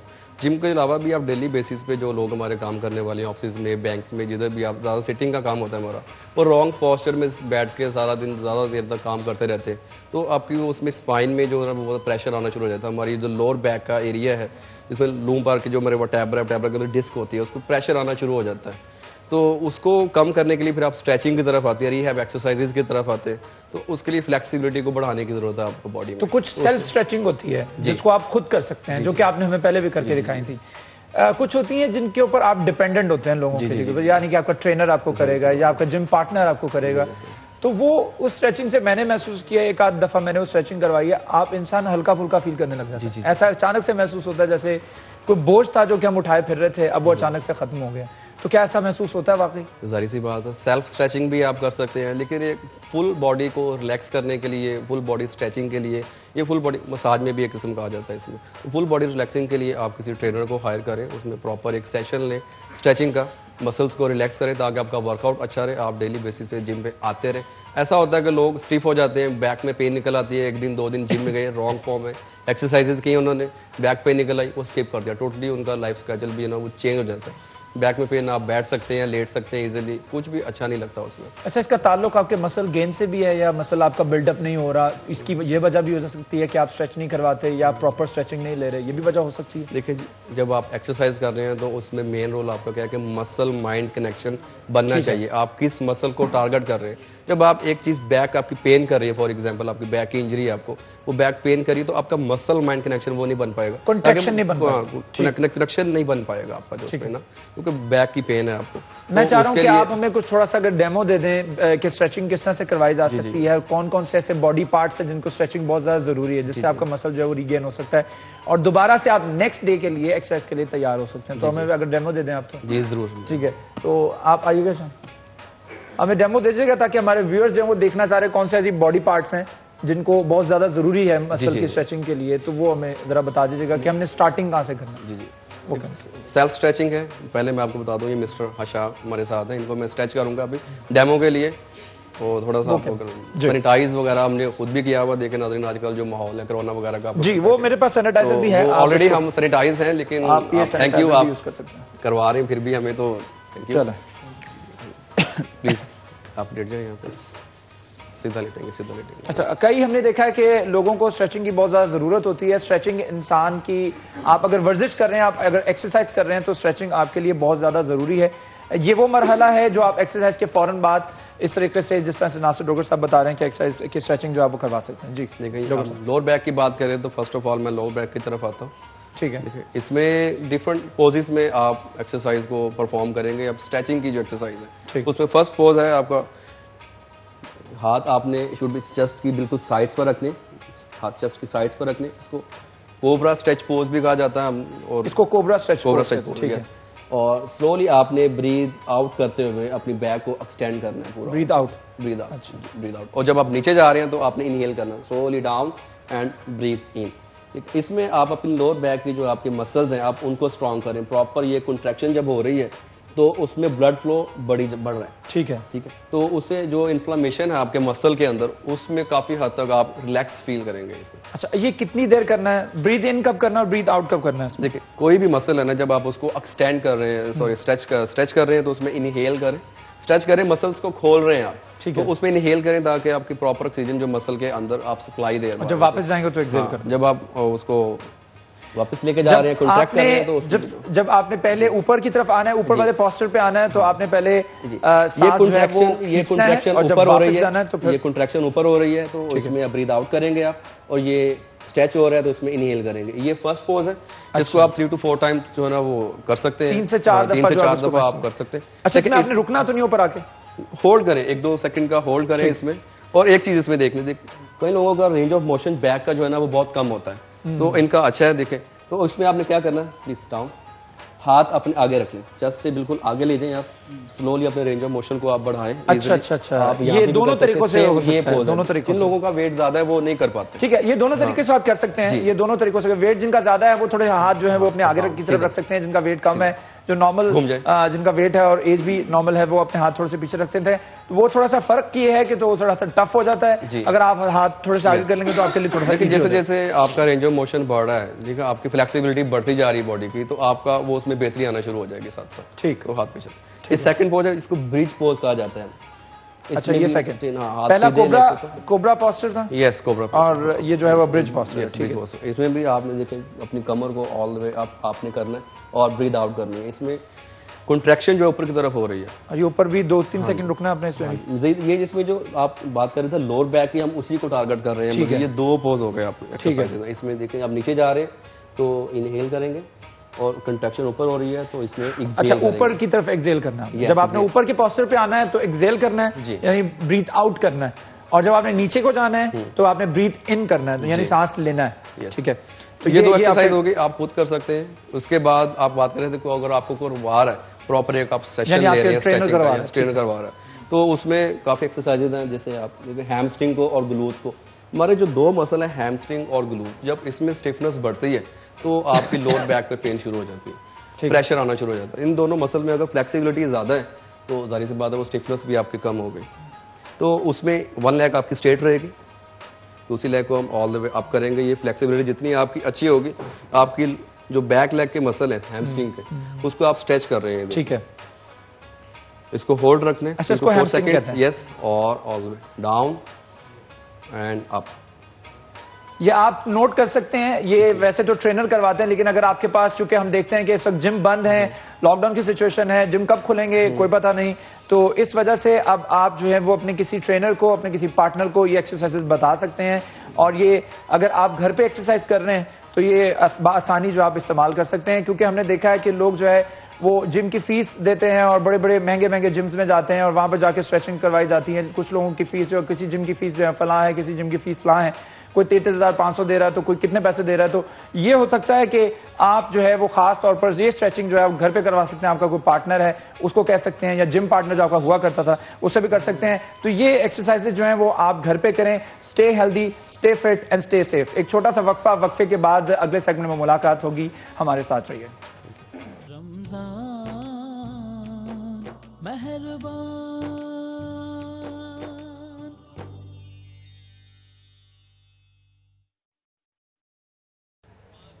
Welcome back. رمضان کی خصوصی نشریات رمضان مہربان میں ایک دفعہ پھر خوش آمدید. ہمارا تیسرا سیگمنٹ جس میں مقابلہ حسن نعت ہوتا ہے, اور ہمارا ایک اور اگلا راؤنڈ, ایک اور اگلا سٹیپ, جس میں آج ہمارے پاس 6 کنٹیسٹنٹ ہوں گے, اور 6 کنٹیسٹنٹ میں سے 2 کنٹیسٹنٹ جو ہیں وہ ہمارے ساتھ آگے جائیں گے, جبکہ باقی 4 کنٹیسٹنٹ ایلیمنیٹ ہوں گے. مقابلہ بہت زیادہ سخت ہے, بہت زیادہ ٹریننگ, بہت زیادہ آواز پہ گرپ, کلام اچھا, کلام کی ادائیگی اچھی, اور سر اور لے اور تال, ان تمام چیزوں کا جو ہے وہ مکسر بنا کے ہمارے کنٹیسٹنٹ کو ہے جو اس کا خیال رکھنا ہوگا. میرے ججز صاحبان میرے ساتھ موجود ہیں, ان کے تعارف میں آپ کو کروا دیتا ہوں. साबिर सरदार साहब हमारे साथ तशरीफ रखते हैं। साबिर साहब बहुत शुक्रिया हमें ज्वाइन करने के लिए। सैयद तजम्मुल शाह साहब हमारे साथ तशरीफ रखते हैं, बहुत शुक्रिया हमें ज्वाइन करने के लिए। इसके साथ साथ पीरजा अहमद हाशमी साहब हमारे तीसरे जज, जिनके पास हमारी पूरे मुकाबले की जो ताला है उसकी चाबी होती है, जो एंड पे मार्क्स देते हैं। तो आज भी हस्ब रिवायत साबिर सरदार साहब के पास 10 मार्क्स होंगे, सैयद तजम्मुल शाह साहब के पास भी 10 मार्क्स होंगे, पीर साहब के पास 5 मार्क्स होंगे, और आप अपने पीर साहब जो मार्क्स हैं वो एंड पर यूटिलाइज कर सकेंगे। तो अपने सेगमेंट को आगे बढ़ाते हैं और चलते हैं पहले कंटेस्टेंट की जानिब। तो पहले कंटेस्टेंट आज हमारे पास हैं अब्दुल हसीब। अस्सलाम वालेकुम अब्दुल हसीब। जी वालेकुम। कैसे हैं आप? जी अल्हम्दुलिल्लाह ठीक ठाक हैं। अब्दुल हसीब, आपको पता है कि आप अब मुकाबला जो है वो इंतहाई सख्त हो गया है। अब हमारा अगला राउंड चल रहा है और अगले राउंड में आपने जो अगर फाइनल तक जाना है तो आज आपके पास आखिरी चांस है। आप जो है वो बेहतरीन से बेहतरीन परफॉर्मेंस दीजिए। अगर आपकी परफॉर्मेंस अच्छी हुई तो आप उन 2 खुश नसीबों में शामिल हो सकते हैं जो कि आज हमारे साथ आगे जाएंगे। ठीक है, तैयारी है? कौन सा कलाम सुनाएंगे आज? क्या सुनाएंगे? आला हजरत का कलाम। आला हजरत का कलाम है जी। जजेस साहिबान इजाजत है जी, बिस्मिल्लाह। माशाल्लाह अब्दुल हसीब हमारे साथ मौजूद थे, बहुत खूबसूरत आवाज़। चलते हैं हमारे जजेस साहिबान की तरफ। सैयद तजम्मुल शाह साहब क्या कहना चाहेंगे, कैसा पढ़ा है अब्दुल हसीब ने, कितने मार्क्स मिलेंगे? जी, इसने कलाम बहुत आला है, आला हजरत अला रहमा का, और बड़ा खूबसूरत अंदाज में पढ़ा है। लेकिन फिर भी छोटी छोटी गलतियां तो इन बच्चों के पास हैं अभी भी वो थोड़ा थोड़ा मसला है। इसने ये कहा है कि यानी महबूब व मुहिब में नहीं मेरा तेरा, इसने कहा यानी महबूब व मुहिब में नहीं तेरा मेरा। इसने तेरा और मेरा ऐसी कहा पीर साहब जी। बाहर कैफ कोई बात नहीं, लेकिन इसने जिस तरह भी नात अच्छी अदा की है। ठीक है, कितने मार्क्स मिलेंगे जी? 6 मार्क्स मिले हैं जी सैयद तजम्मुल शाह साहब की जानिब से अब्दुल हसीब के लिए। साबिर सरदार साहब कमेंट्स दे दीजिएगा, उसके बाद मार्क्स भी दे दीजिएगा। देखिए जी, जिस तरह ये नात जिसने पढ़ी है हमने सुनी है, आज से नहीं काफ़ी देर से सुन रहे हैं, बचपन से सुनते हैं, इसी तरह ही है। ट्यून भी सही पढ़ी है, आवाज़ भी अच्छा है, लेकिन थोड़ा सा अंतरे में जाकर वो बच्चे को भी पता है वो मिस्टेक जो है वो रोज़े की वजह से भी हो सकती है और जिस्मानी कमज़ोरी की वजह से भी हो सकती है, और सुर को ना समझने की यानी बेइल्मी की वजह से भी हो सकती है। लेकिन फिर भी उसने अच्छा निभाया, मैं अपनी तरफ से। ठीक है, 6 मार्क्स मिले हैं जी। साबिर सरदार साहब की जानिब से भी 12 मार्क्स टोटल जो हैं वो इस वक्त अब्दुल हसीब के पास हैं। पीरजा अहमद हाशमी साहब की तरफ रुख करते हैं। पीर साहब, ये बताइएगा कि जैसे मैंने अपने कल वाली ट्रांसमिशन में भी बोला था कि कलाम डिफरेंट होने के क्या फ़वायद हो सकते हैं। मतलब मैं ये नहीं कह रहा हूँ आला हज़रत का कलाम है, कोई कंपैरिजन नहीं है, उसका कोई मुकाबला नहीं, और ये ता क़यामत जिस तरह से सैयद तजम्मुल शाह साहब ने कहा कि सुनते रहेंगे और सुनाते रहेंगे लोग, लेकिन कुछ डिफरेंट लेके आने से मुकाबला हुस्न नात में ये हो सकता है कि जो जजेस साहिबाना, जिस तरह साबिर सरदार साहब ने भी अर्ज किया कि हम बचपन से सुनते आ रहे हैं जी, बचपन से सुनते आ रहे हैं, तो फिर उसके ऊपर ग्रिप भी बहुत है, ग्रिप बहुत है, तो सुनने में जहां पे थोड़ी सी भी गलती होगी फौरी तौर पे पकड़ी जाएगी जी। ठीक है, दूसरा कुछ आप नया कुछ लेकर आएंगे तो उससे फायदा ये होगा कि आपकी अगर थोड़ी बहुत गलती आगे पीछे हो भी जाए, कोई लफ्ज तलफ़ुज़ की मेरा तेरा तेरा मेरा अगर आप आगे पीछे हो भी जाए तो सुनने वाले को या जज को मतलब उस तरह से आप बच सकते हैं, मतलब एक आपको चांस मिल जाता है। तो क्या कहेंगे बीर साहब? इसमें जो सबसे पहली चीज़ है ना वो है जो तासुर पैदा होता है ना, जजमेंट करने वाले के लिए भी सुनने वालों के लिए भी। जो कलाम बार बार पढ़ा जाता है, कलाम की अहमियत पे बात, मतलब ये नहीं कह रहे कि ये कलाम अहम नहीं है, हाँ, हम ये कह रहे हैं कि कलाम भी अच्छा, ट्यून भी अच्छी और तर्ज भी अच्छी, लेकिन उसने तासुर क्या छोड़ा है। ये जी पहले हज़ारों मरतबा पढ़ा है, ये वाला कलाम जी आज पहली मरतबा मैंने सुना है और इसने बहुत अच्छा पढ़ा है। हाँ, इन दोनों चीज़ों में बहुत फ़र्क है। और जहाँ पे बात है इस बच्चे की, मैं सिर्फ 2 जगह से मेंशन करूँगा। एक तो 27 में जहाँ बत हा तेरा वहाँ पढ़ता है ना, वहाँ ये सुर से उतरता है, और जिस तरह साबिर साहब ने फरमाया ना कि अंतरा में ये सुर से उतरा है, तो वहाँ जाके भी ये अपने सुर से हटा है। कलाम अच्छा है, तर्ज भी अच्छी है। ठीक है, कलाम अच्छा है, तर्ज भी अच्छी है। आगे चलते हैं। असदुल्ला हमारे साथ मौजूद हैं। अस्सलाम वालेकुम असद, कैसे हैं? तैयारी है पूरी? माशाल्लाह। 6 कंटेस्टेंट आज, उनमें से 2 जाने, उनमें से आप एक हो सकते हैं। ठीक है, चलें बिस्मिल्लाह।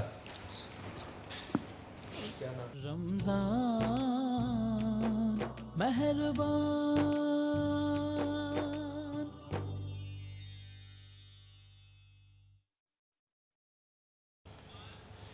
Welcome back. रमज़ान की खसूसी नशरियात रमज़ान मेहरबान में खुश आमदीद। हमारे गेस्ट हमारे साथ तशरीफ़ रखते हैं, हमारे जजेस साहिबान, और इसके साथ साथ हमारे कंपटीटर भी आ रहे हैं। असदुल्लाह सेकंड नंबर पर आए, उन्होंने नात पेश की, जो कलाम पेश किया, उसके हवाले से जजेस साहिबान की तरफ रुख करते हैं। साबिर सरदार साहब, मैं आपसे बात करना चाहूँगा, असदुल्लाह ने जो कलाम पढ़ा कैसा पढ़ा? जी बड़े मुश्किल तरीन लिखने वाले शायर का कलाम और मुश्किल तरीन तर्ज पढ़ने वाले नात ख़्वां का पढ़ा हुआ ये ट्यून इन्होंने पढ़ी है। लेकिन जिस तरह मुश्किल तरीन ट्यून पढ़ने वाले नात ख़्वां ने पढ़ी है, कोशिश इन्होंने की है लेकिन उस तरह नहीं पढ़ सके हैं। और उनको पता है जहाँ जहाँ से मिस्टेक हुई है, उनको पता है पढ़ने वाले को कहाँ कहाँ से वो बेसुरा हुआ है। बहरहाल फिर भी 5 मार्क्स मिले जी। ठीक है, साबिर सरदार साहब की जानिब से असदुल्लाह को 5 मार्क्स दिए गए हैं जी। आगे चलते हैं तजम्मुल शाह साहब जी। सैयद तजम्मुल शाह साहब, कितने मार्क्स मिलेंगे? भट्ट साहब, इसने नाज शरीफ अच्छी अदा की। मौलाना हसन रजा का कलाम था। आला हजरत अहमद रजा खां बरेलवी के भाई मौलाना हसन रजा, वो भी इनके पाए के शायर थे। ठीक है, तो मैं इस बच्चे के लिए कहता हूं कि हार्ड वर्क इज अ की ऑफ सक्सेस। कामयाबी, मेहनत कामयाबी की कुंजी है। तो बच्चों को मेहनत नहीं नजर आ रही। कलाम इतना बड़ा लिया है लेकिन उस लेवल पर ये पढ़ने में नाकाम रहा। नॉर्मल लेवल था। बाहर कैफ मार्क्स मिलेंगे? कलाम की वजह से 1 नंबर में 6 मार्क्स जो हैं वो दिए गए हैं असदुल्लाह को।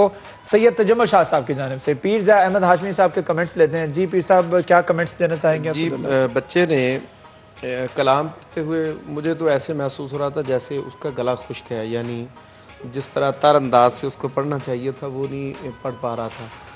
एक उसकी खूबी मुझे नज़र आई है, वो ये है कि पढ़ा उसने बड़ा तहम्मुल से है, यानी बड़ा ना रच बस के जिसको कहते हैं पढ़ना।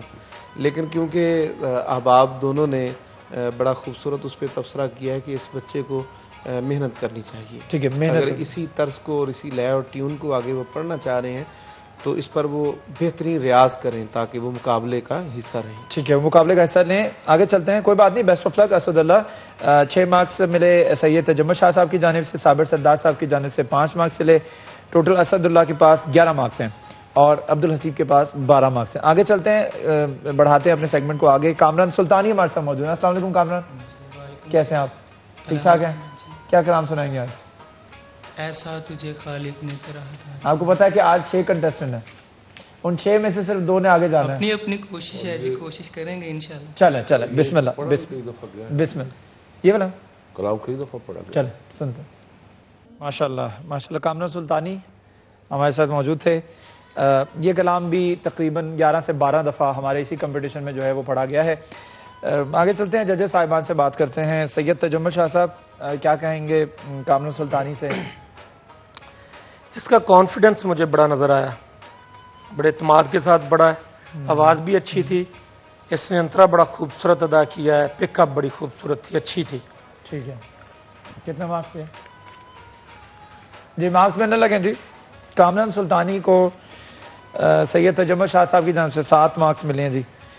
साबिर साहब, आपसे बात करना चाहूँगा। कलाम पढ़ने से पहले ही आपने इशारा मुझे किया कि ये कलाम भी हमने कई दफ़ा सुना है जी, और कितनी दफ़ा हमारे कंपटीशन के अंदर, इसी कंपटीशन के अंदर कितनी दफ़ा हम सुन चुके हैं। ऐसा महसूस होता है जैसे सिटी 41 की आवाज़ बनने के लिए सिटी 41 ने कंपिटिटर्स को और पार्टिसिपेंट्स को मखसूस कलाम दिए हैं। हालांकि ऐसा बिल्कुल भी नहीं है, कतन ऐसा नहीं है।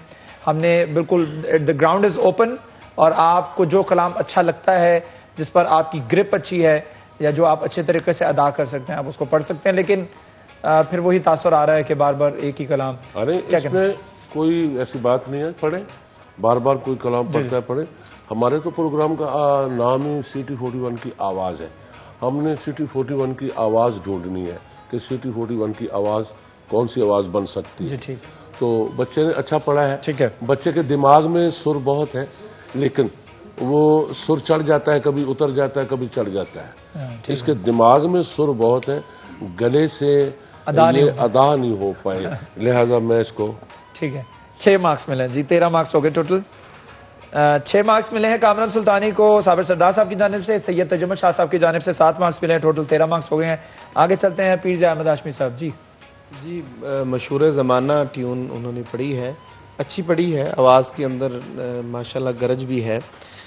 अंतरा में कुछ कमी महसूस हुई है तो वो अब आपने बता दी है, ठीक है माशाल्लाह। ठीक है माशाल्लाह। चलें आगे चलते हैं, अपने सेगमेंट को आगे बढ़ाते हैं। हमारे 3 परफॉर्मर जो हैं वो ऑलरेडी परफॉर्म कर चुके हैं, वो नात पेश कर चुके हैं, कंपिटेटर्स थे हमारे 3 कंपिटेटर्स अभी रहते हैं, जिसमें अगले कंपिटेटर जो हमारे अगले पार्टिसिपेंट हैं वो हैं रईस। अस्सलाम वालेकुम रईस, कैसे हैं? तैयारी है पूरी भरपूर तरीके से? तो क्या सुनाएंगे आज? चलें बिस्मिल्लाह। माशाल्लाह माशाल्लाह रईस, बहुत खूबसूरत आवाज़ आपकी और बड़ा अच्छा कलाम आपने पढ़ा। जजेस साहिबान की तरफ रुख करूंगा। साबिर सरदार साहब माशाल्लाह। हाँ, बहुत अच्छा पढ़ा है बच्चे ने, लेकिन पढ़ते पढ़ते अपने आप को इसने इतनी तकलीफ दे दी, तर्ज को इतनी तकलीफ दे दी कि तर्ज बर्दाश्त नहीं कर सके, क्योंकि हमने ये तर्ज बड़ी देर से सुनी हुई है, बड़ी देर से सुनी हुई है, बड़ी देर से सुन रहे हैं, बड़ी सुनते रहेंगे। बहरहाल बच्चे को सुर का पता है, उसको आने जाने का भी पता है, आने जाने का पता है, लेकिन उसने देखा नहीं है कि यहां से मैं गुजर सकता हूं या नहीं। पाए जिब्रील से सरकार ने अंतरे में जाकर, उन्होंने अंतरे में जाकर वो जो जितनी सुरें लगाई, जितनी जगह कह दी, उसको लंबा कर दिया। यानी नहीं गुजरना चाहिए था वहां, हालांकि वो राग और तर्ज बता रहे कि इधर मत आओ, लेकिन उसने कोशिश की उसको फलांगने की। बहरहाल बहुत अच्छा पढ़ा है, बहुत अच्छा, आइंदा ख्याल रखे। ठीक है, बहुत अच्छा पढ़ा है, बहुत अच्छा। 8 मार्क्स हैं जी साबिर सरदार साहब की जानिब से। रईस साहब आपको 8 मार्क्स मिले हैं, लेकिन आपको आपकी गलती भी बता दी गई है। आगे चलते हैं सैयद तजुम्मल शाह साहब। जी शाह साहब, स्माइल दे रहे हैं, मुस्कुरा रहे हैं। बरसा इसने बड़ा काम किया है, सुर लय को बड़ा आउटस्टैंडिंग पढ़ा है। सुर लय, सुर ढूंढनी है हमने सिटी 41 की, उसमें ना मुझे इसमें कमाल नजर आया है। ठीक है, क्योंकि इतनी एबिलिटी, इतनी सलाहियत, काबिलियत बच्चों में देखने में बहुत कम मिली है। ठीक है, कुछ चंद लड़के हैं जिनमें इतनी काबिलियत है। ठीक है, लेकिन मेरे ख्याल में इसने बहुत अच्छा पढ़ा। Best of luck. ठीक है जी। 8 मार्क्स मिले हैं जी, 16 मार्क्स हो गए हैं इस वक्त रईस के पास। There is a high possibility कि रईस जो है उन 2 खुश नसीब अफराद में शामिल हो सकता है, 2 खुश नसीब कंटेस्टेंट में शामिल हो सकता है, जो कि हमारे साथ अगले राउंड में शरीक होंगे। पार्टिसिपेंट जो है उनमें शामिल हो सकता है। बहरहाल 4 हमारे पार्टिसिपेंट जो हैं वो पहले ही परफॉर्म कर चुके हैं, जिनमें हाईएस्ट मार्क्स जो है इस वक्त रईस के पास हैं। तो चलते हैं पीर साहब के पास। जी पीर साहब, मुस्कुरा रहे हैं आप भी। मैं मुस्कुरा रहा हूं कि रईस ने कलाम पढ़ना शुरू किया और बड़ी तेजी से पढ़ रहा था। यानी ऐसे लग रहा था जिस तरह इसको बहुत ज्यादा जल्दी है। यानी ये अपने कलाम को ख़त्म करके कहीं जाना चाह रहे हैं। मुकाबला हुस्ने नाद में ये नक्स है, पूरे एतमाद तरीके से पढ़ना और ख़ूबसूरत तरीके से पढ़ना। दूसरा एक बहुत बड़ा उसमें फॉल्ट आया है, अंतरा में वो अपनी सुर से बिल्कुल हटा है, बल्कि वो मैं अगर कहूँ ना उसने धमाका कर दिया है। यानी जहाँ पे वो पहली मर्तबा उसने अंतरे को पढ़ा है, इतना खूबसूरत पढ़ा और बहुत ज़बरदस्त पढ़ा। अगर वहीं से वो वापस ताई की तरफ आता तो मैं समझता कि बहुत खूबसूरत उसने पढ़ा है और इस जैसा नहीं पढ़ा। लेकिन जब उसने उसी अंतरे को दूसरी मर्तबा पढ़ा है तो उसने, अब वो लफ्ज़ नहीं बोल रहा ताकि उसकी दिलाजारी ना, उसने तबाही कर दिया है। बहरहाल आवाज़ के अंदर उसकी कड़क थी, अच्छी है, हर एक की अपनी अपनी जजमेंट है, आवाज़ का टेक्सचर अच्छा है, सब अच्छा है। लेकिन है कि उसने एक तो उसको जल्दी जल्दी नहीं पढ़ना चाहिए, दूसरा उसको जिस तरह पहली मर्तबा अंतरा पढ़ा है उसी तरह दूसरी मर्तबा अंतरा पढ़ता तो बहुत अच्छा होता। तो बहुत अच्छा होता। चलें, अच्छी जजमेंट माशाल्लाह। आगे चलते हैं, हमारे 2 कंटेस्टेंट अभी भी बाकी हैं। इकरा रहीम हमारे साथ मौजूद है। इकरा रहीम कादरी, अस्सलाम वालेकुम। इकरा, कैसी हैं आप? तैयारी है पूरी माशाल्लाह। चलें, क्या सुनाएंगे आज? शौक ने आ गई जिसके सांचे में ढल किया। जी जजेस साहिबान इजाजत, बिस्मिल्लाह।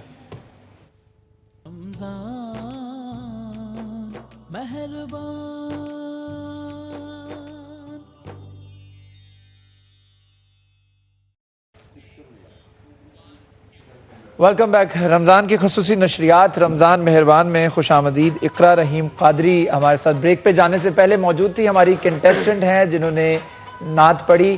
ان کی نعت کو جج کرنا، مارکس دینا، کمنٹس دینا اور ریمارکس دینا ابھی باقی ہیں. ہمارے ججز صاحبان ہمارے ساتھ تشریف رکھتے ہیں. تعارف دوبارہ کروا دیتا ہوں. سوری، صابر سردار صاحب ہمارے ساتھ تشریف رکھتے ہیں. سید تجمل شاہ صاحب تشریف رکھتے ہیں. پیرزا احمد ہاشمی صاحب میرے ساتھ موجود ہیں. یہاں ہم بتا دیں دوبارہ سے ایک دفعہ اپنے آڈینس کو، اپنے ناظرین کو، اپنے ویورز کو کہ 6 کنٹیسٹنٹ ہیں ہمارے ساتھ، جس میں سے آج صرف 2 کنٹیسٹنٹ صابر صاحب ہمارے ساتھ آگے جائیں گے، جبکہ باقی 4 کنٹیسٹنٹ جو ہیں وہ ایلیمینیٹ ہو جائیں گے. جبکہ جو ہمارے ونر ہوں گے، جو کہ آج کیونکہ کوارٹر فائنل ہے، اس کے بعد سیمی فائنل ہوگا اور سیمی فائنل کے بعد جو ہے پھر فائنل ہوگا اور فائنل میں ون کرنے والے کو، فرسٹ پوزیشن حاصل کرنے والے کو گولڈن کوکنگ آئل کی جانب سے 25,000 روپے کا گفٹ ہیمپر کیش پرائز ملے گا، جبکہ رنر اپ کے لیے 15,000 روپے کا کیش پرائز انعام ہے. آگے چلتے ہیں، بڑھاتے ہیں اپنے سیگمنٹ کو آگے. ہمارے ساتھ اقرا رحیم موجود تھیں. ان کے کمنٹس، ان کے ریمارکس جو ہیں ان سے ججز صاحبان سے لیتے ہیں. تو سید تجمل شاہ صاحب کیا کہنا چاہیں گے؟ اقرا رحیم قادری نے کیسا پڑھا؟ جی، بیٹی کے پاس آواز بڑی خوبصورت ہے، لیکن اس خوبصورتی سے نعت کو ادا نہیں کر سکی. لفظوں کو پریکٹس نظر نہیں مجھے آئی. اچھا سید تجمل صاحب، آپ اس پہ ایگری کریں گے؟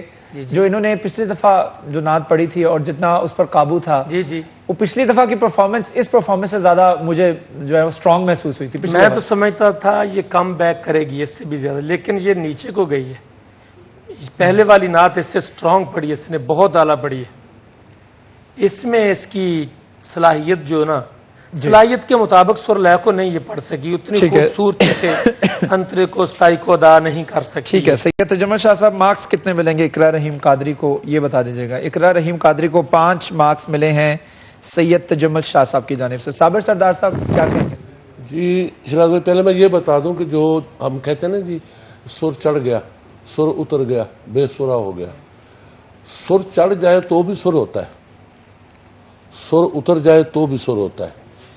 لیکن اگر جو سر چڑھ گیا نا، اس کو لگانے کا پتہ ہو تو وہ اپنے راگ میں ہوتا ہے. اگر اس راگ میں جس راگ کا وہ سر ہے اس میں بلایا جائے گا تو وہ نہ چڑھا ہوگا نہ اترا ہوگا، وہ سر قائم سر ہوگا. ٹھیک ہے، قائم سر ہوگا. ٹھیک ہے. بچی نے بہت اچھا پڑھا، لیکن وہ انترے میں بھی سر سے تھوڑا ہٹ گئی، سمجھے نا، اور استائی میں بھی سر سے تھوڑا ہٹی. ٹھیک ہے. آواز میں پریشر ہے، اچھی آواز ہے.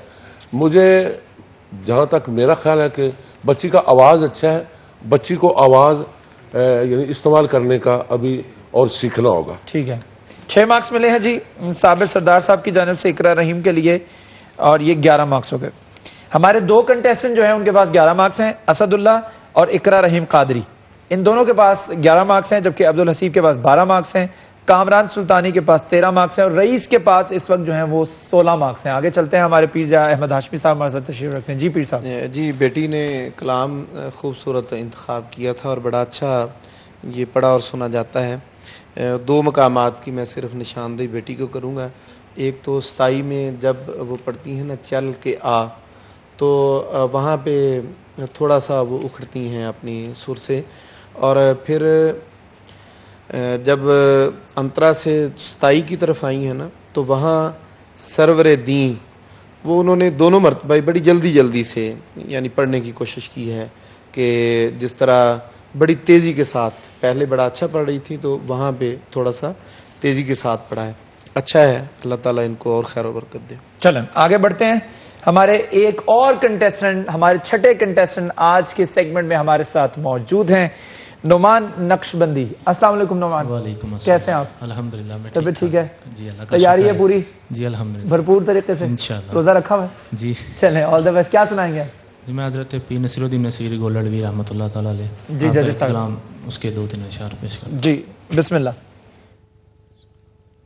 نعمان نقشبندی، آپ کی آواز سن کر ایسا محسوس ہو رہا تھا جیسے ہم اس سے پہلے کسی ٹرین میں سفر کر رہے تھے یا کسی سواری پہ بیٹھے ہوئے تھے اور پھر اس کے دوران ہم اپنے کنٹیسٹنٹ کو سن رہے تھے.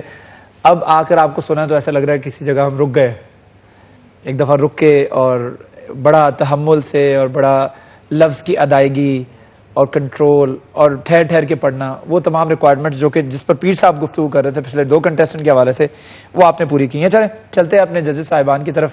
جی صابر صاحب. بہت اچھا پڑھا ہے بچے نے، پہلے بھی اچھا پڑھا تھا اس نے، تو آج بھی اچھا پڑھا ہے جی. اور اس میں خوبی یہ ہے کہ یہ مطلب ہے ایک ریگولر کلام ہم سن رہے ہیں، روزانہ سن رہے ہیں، تو وہی بچے سنا رہے ہیں. تو اس میں پچھلے دفعہ بھی خوبی تھی یہ کہ اس نے وہی کلام سنایا جو عام لوگوں تک نہیں پہنچا. آج بھی اس نے پیر صاحب کا جو کلام شروع کیا ہے یہ کم لوگوں نے پڑھا ہے، بلکہ پڑھا ہی نہیں ہے. اور جہاں تک میرا خیال ہے کہ یا تو اس نے خود ٹیون بنائی ہے یا کسی سے بنوائی ہے. اگر بنوائی ہے تو بہت بہترین ہے، اگر بنائی ہے تو بھی بہت بہترین ہے. نعت کی ٹیون ایسی ہونی چاہیے، لیکن انترے میں جا کر یا تو اس نے اچھی طرح سے ٹیون کو یاد نہیں کیا، یا پھر ٹیون بھول گیا ہے، یا پھر ادا نہیں کر پایا، یا پھر اس نے اس ٹیون پہ اس کو عبور حاصل نہیں مجھے نظر آیا. ٹیون بہت اچھی ہے لیکن ٹیون پہ جیسے بندے کو عبور ہوتا ہے نا وہ نظر نہیں آیا. ٹھیک انترے میں ٹھیک ہے. لیکن اس کے باوجود 8 مارکس جو ہیں صابر سردار صاحب کی جانب سے دیے گئے نقشبندی کو. نعمان نقشبندی ہمارے ساتھ موجود ہیں. چلتے ہیں سید تجمل شاہ صاحب کی جماعت میں ہمارے اگلے جج. جی جج صاحب کیا کہیں گے؟ صابر صاحب کی بات بالکل درست ہے جی کہ آپ نے فرمایا کہ یہ کلام بہت کم سننے میں آیا ہے، اور بچے کی محنت تب نظر آتی ہے جب وہ کلام نیا لے کر آئے اور سر لے بھی اس پر پھر اس کی مختلف ہو. عام نعتوں سے، عام نعتوں کی معروف نعتیں ہیں، فیمس نعتیں ہیں، ان پر انہیں جس طرح صابر صاحب فرماتے ہیں اکثر کہ یہ بار بار سنتے آ رہے ہیں ہم لوگ، بالکل ٹھیک ہے جی. لیکن اس میں وہ اپنی ایبیلٹی، صلاحیت دکھائے، خوبصورت انداز میں پڑھے تو وہ خوب سے خوب تر ہو جاتی ہے. باہر کیف اس بچے کی آواز میں نا بڑی اٹھان ہے، بڑی پک اپ ہے، بڑی توانائی ہے، خوبصورت انداز میں پڑھا. لیکن آج جب یہ بار بار نعت چینج کر کے آتے ہیں نا، صاف ظاہر ہے اس میں اس کی پریکٹس میں کمی محسوس ہوتی ہے. ٹھیک ہے، 1-2 دن بعد آتے ہیں دوبارہ پڑھنے کے لیے، اور جب نئی نعت یہ ڈھونڈتے ہیں تو بہرحال اس کو میں داد دیتا ہوں کہ یہ کلام منفرد کلام لے کر آیا ہے جس طرح محترم نے فرمایا. تو اچھی نعت ادا کی اس نے. کتنے مارکس پہ لیں گے؟ لیکن اس میں سر لے میں مجھے کچھ کمی نظر آئی ہے. ٹھیک ہے، 7 مارکس دیے گئے ہیں جی سید تجمل شاہ صاحب کی جانب سے. نعمان نقشبندی کو ٹوٹل نعمان کے پاس 15 مارکس ہیں. چلیں ویسے پیر صاحب کی طرف رخ کرتے ہیں. اب پیر صاحب کے پاس چابی ہے، لیکن اس سے پہلے نعمان نقشبندی کے کمنٹس اور ریمارکس میں پیر صاحب آپ سے لینا چاہوں گا. یہاں میں دوبارہ سے بتا دوں ایک دفعہ کہ کلام جب ہمارا کنٹیسٹنٹ جو نیا کلام کچھ لے کر آتا ہے نا تو وہ اچانک سے ججز صاحبان کے ساتھ ساتھ میری بھی اٹینشن ایسے ہوتی ہے کیا پڑھ رہے ہیں، یہ کچھ نیا آیا، یہ سنتے ہیں کیا ہے. جب وہ کوئی کلام جو پہلے 12 دفعہ پڑھا گیا ہو اور وہ دوبارہ کوئی کنٹیسٹنٹ پڑھ رہا ہو تو پھر اس میں ہم بیٹھ کے دیکھ رہے ہوتے ہیں ٹھیک ہے یہ وہی ہے. کوئی نئی چیز ہوگی تو میں اٹھ کے دیکھ لوں گا، سن لوں گا، یا کوئی غلطی ہوئی تو سن لوں گا، ورنہ ہم نارمل ہوتے ایک دوسرے کو دیکھ رہے ہوتے. تو یہ جو نیا کلام کچھ نیا لے کر کے آنے کی جو صابر صاحب کی جو بات ہوتی ہے جو اس کو بار بار ریپیٹ کرتے ہیں، تو میرے خیال میں یہ اس کا فرق، یہ ایک کافی فرقوں میں سے ایک فرق یہ بھی ہے. جی بالکل، کمپٹیشن کے لیے ہونا ہی یہی چاہیے. ٹھیک ہے جی پیر صاحب. اچھا، اس کے یہ جب بچہ نعت پڑھ رہا تھا تو میں نے ایک ہی جملہ لکھا تھا، تو وہ ایک جملہ صابر صاحب نے بتا دیا ہے جہاں پہ اس کی کمی تھی. تو بچے نے 6 مرتبہ 27 پڑھی ہے اور 6 مرتبہ ہی کمال کی پڑھی ہے. یعنی ہر مرتبہ بالکل اسی طرح سے جس طرح پہلے لے کر آئے، اور بہت خوبصورت پڑھا ہے. آواز کے اندر بڑا خوبصورت ٹھہراؤ ہے، اس کو لفظوں کے اوپر بڑی اچھی گرفت ہے، کلام کا انتخاب بھی ماشاءاللہ بہت اچھا ہے. تو اس کو جانا چاہیے، اگلے مقابلے میں آنا چاہیے. بہت اچھا پڑھا ہے. ٹھیک ہے، آپ ہی کی طرف دوبارہ میں لوٹوں گا. اب آپ کے پاس آپ کے 5 مارکس ہیں جن کو آپ یوٹیلائز کر سکتے ہیں. مسکرا رہے ہیں آپ. اچھا، اصل میں تالے پہلے کھلے ہوئے ہیں، چابی میری ابھی بیکار ہے، لیکن میں آپ کو بتا دیتا ہوں کہ آپ کا فیصلہ سمجھ گیا ہوں. جی چلے بتا دیجئے. نعمان کو میں 2 مارکس دوں گا. نعمان کو 2 مارکس مل گئے ہیں جی پیر صاحب کی جانب سے. 17 مارکس ہو گئے ٹوٹل نعمان کے پاس. اور رئیس کو میں 1 مارک دوں گا. جی 1 مارکس. میرا پین جو ہے نا وہ آٹومیٹکلی رئیس کی طرف چلا گیا تھا. تو وہ ایک اس کو دوں گا. اچھا چلے. عبدالحسیب کو بھی 1 مارک. عبدالحسیب کو بھی 1 مارکس. آپ کے 4 مارکس یوٹیلائز ہوئے. اسد اللہ اور اقرا کو آدھا مارکس. اقرا اور اسداللہ کو آدھا آدھا. چلیں اقرا کو بھی آدھا. چلیں ڈیفائن کر دیتے ہیں اپنا رزلٹ جی. عبد الحسیب کو صابر سردار صاحب نے 6 مارکس دیے, سید تجمل شاہ صاحب نے 6 مارکس دیے, جبکہ 1 مارکس جو ہے وہ پیرزا احمد ہاشمی صاحب کے ساتھ جانب سے دیا گیا. ٹوٹل 13 مارکس ہو گئے عبد الحسیب کے پاس. اسداللہ کو صابر سردار صاحب نے 5 مارکس دیے, سید تجمل شاہ صاحب نے 6 مارکس دیے, جبکہ پیر صاحب نے آدھا مارکس دیا اور یوں بن گئے ان کے پاس 11.5 مارکس. کامران سلطانی کو 6 مارکس دیے صابر سردار صاحب نے, 7 مارکس دیے سید تجمل شاہ صاحب نے, جبکہ پیرزا احمد ہاشمی صاحب کی جانب سے کوئی مارکس نہیں ملا, تو ان کے پاس ٹوٹل ہیں اس وقت 13 مارکس.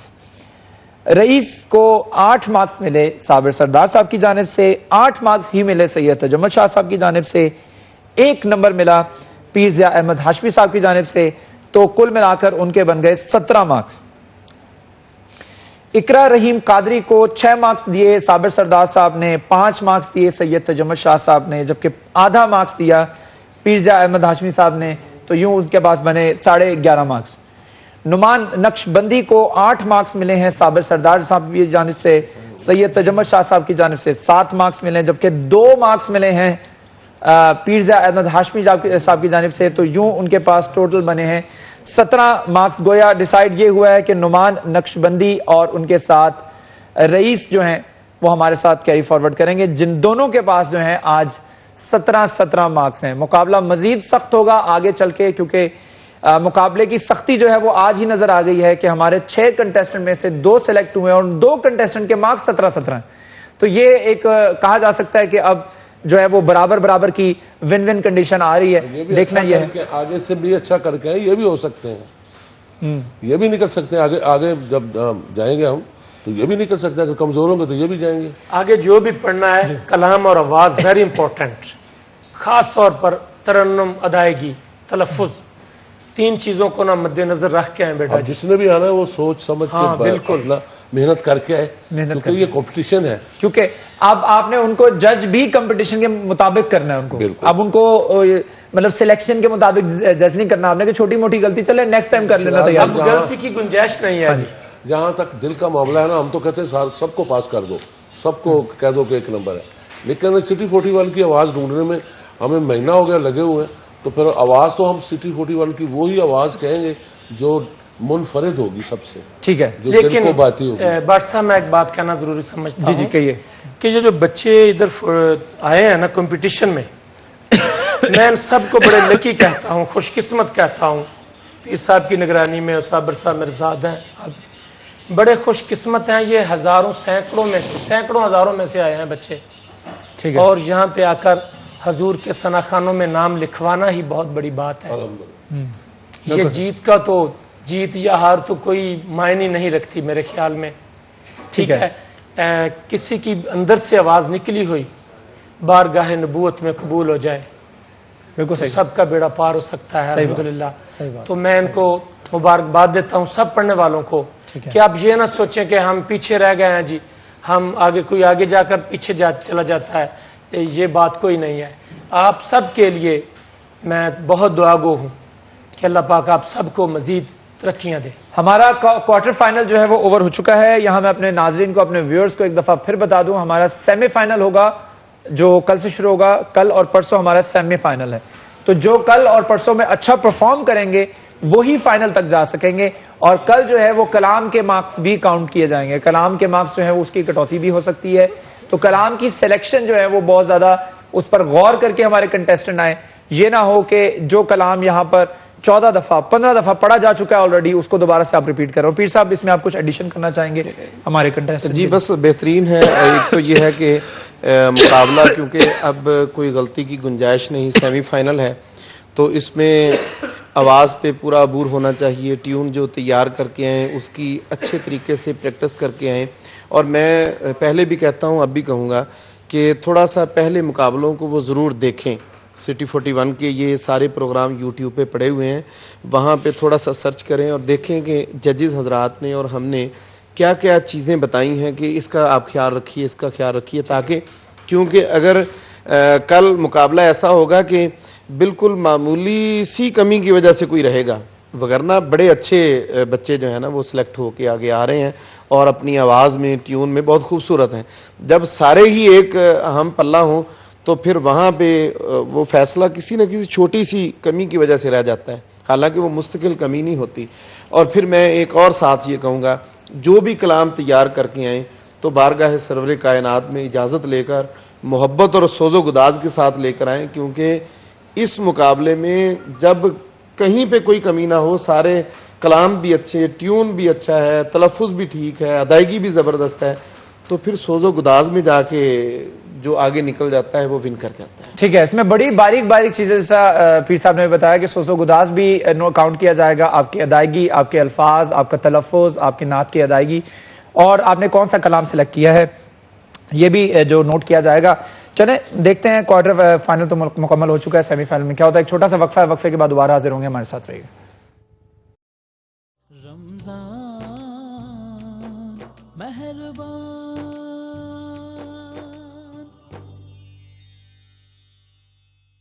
Welcome back. ہمارا اگلا سیگمنٹ جس میں ہمارے علماء کرام ہمیں جوائن کرتے ہیں اور ایک دینی اعتبار سے میری بھی تربیت ہوتی ہے، آپ کی بھی تربیت کی جاتی ہے اور کسی ایک موضوع کے اوپر گفتگو کی جاتی ہے. علماء کرام نے مجھے جوائن کیا ہے، ان کا تعارف میں آپ کو کروا دیتا ہوں. میرے ساتھ تشریف رکھتے ہیں علامہ طاہر ریحان عباسی صاحب. عباسی صاحب بہت شکریہ میں جوائن کرنے کے لیے، بہت مہربانی.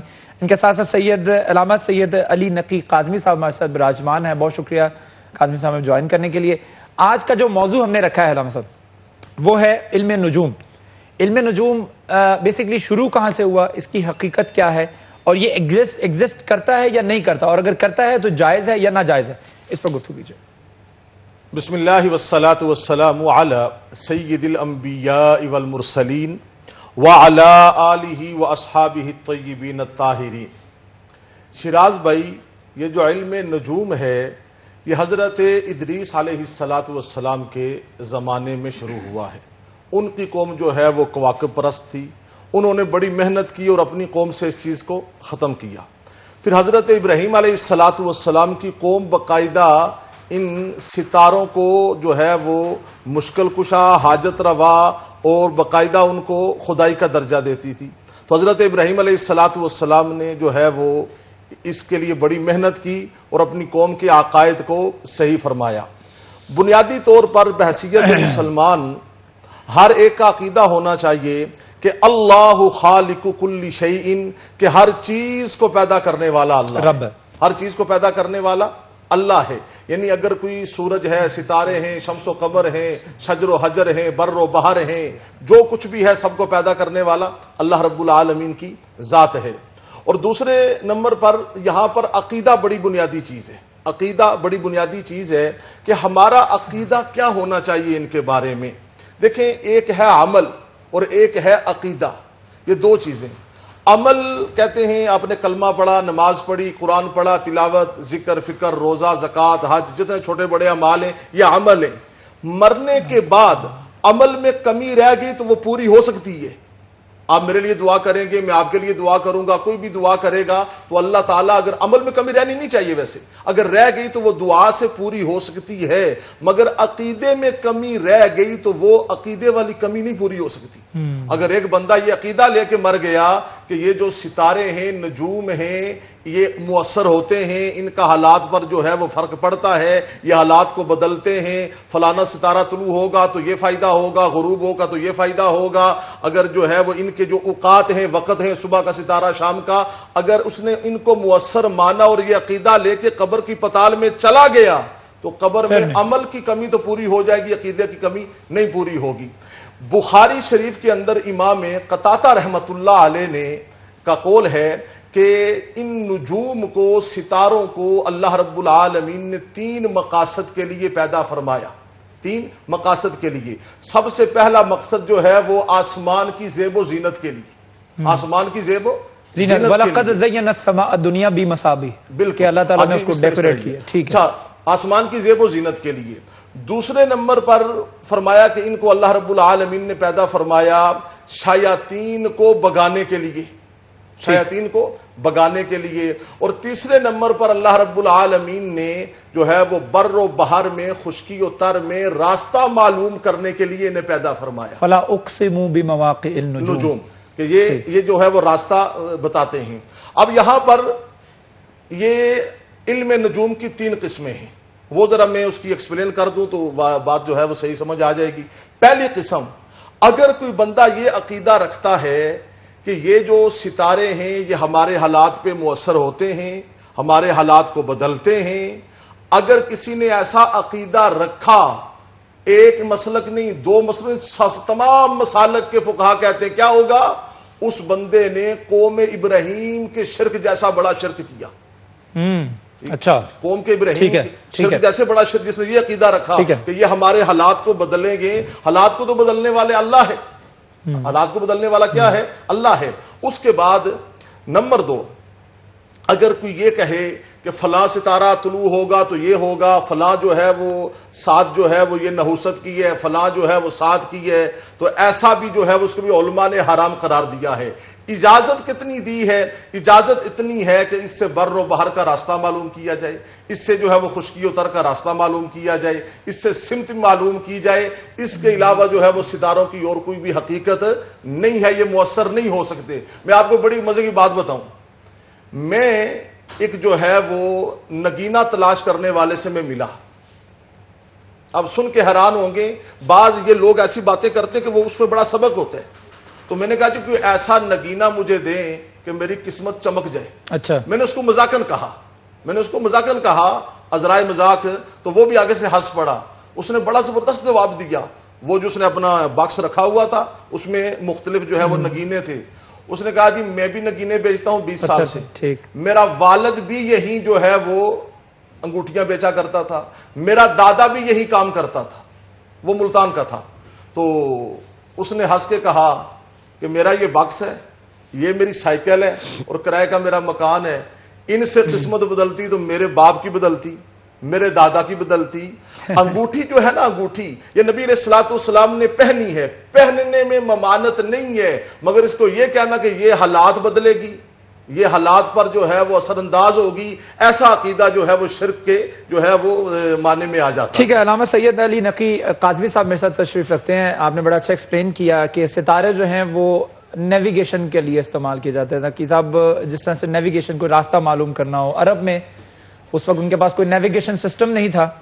یہ تو اب ہم نے بڑی ترقی کر لی ہے، 2020 میں بیٹھے ہیں، جہاں پہ پہنچنا ہو دنیا کو کون سا ایسا علاقہ ہے جو کہ ہماری نیویگیشن میں نہیں ہے.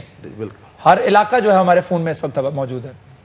اور انسان کی نالج نے، انسان کی عقل نے پوری دنیا کے ایک ایک علاقے کو انسرکل کر لیا ہے. لیکن اس زمانے میں چونکہ راستے بھٹک جاتے تھے لوگ، ریگستان ہوا کرتے تھے، ریگستان میں سفر کرنا اور کئی دن کئی مہینے سفر کرنا، تو اس میں پھر وہ ستارے جو ہیں وہ بڑے نیویگیشن کا کام کرتے تھے اور راستہ معلوم کرتے تھے لوگ ان ستاروں سے. اسی وجہ سے اللہ تعالیٰ نے سورہ واقعہ کے اندر ستاروں کی قسم کھا کے کہا ہے کہ فلا اقسم بمواقع النجوم، اور آگے قرآن کی بات انہ قرآن کریم، کہ قرآن جو ہے یہ بہترین ہدایت ہے، اس کے اندر جو راستہ تم تلاش کرو تمہیں مل جائے گا. تو یہ سے ایک بات تو ظاہر ہوتی ہے کہ یہ راستہ تلاش کرنے والی. چلیں اس کو گفتگو کو آگے بڑھاتے ہیں. آپ سے اگلا کوشچن میں کروں گا لیکن ایک چھوٹا سا وقفہ ہے، وقفے کے بعد دوبارہ حاضر ہوں گے، ہمارے ساتھ رہیے گا.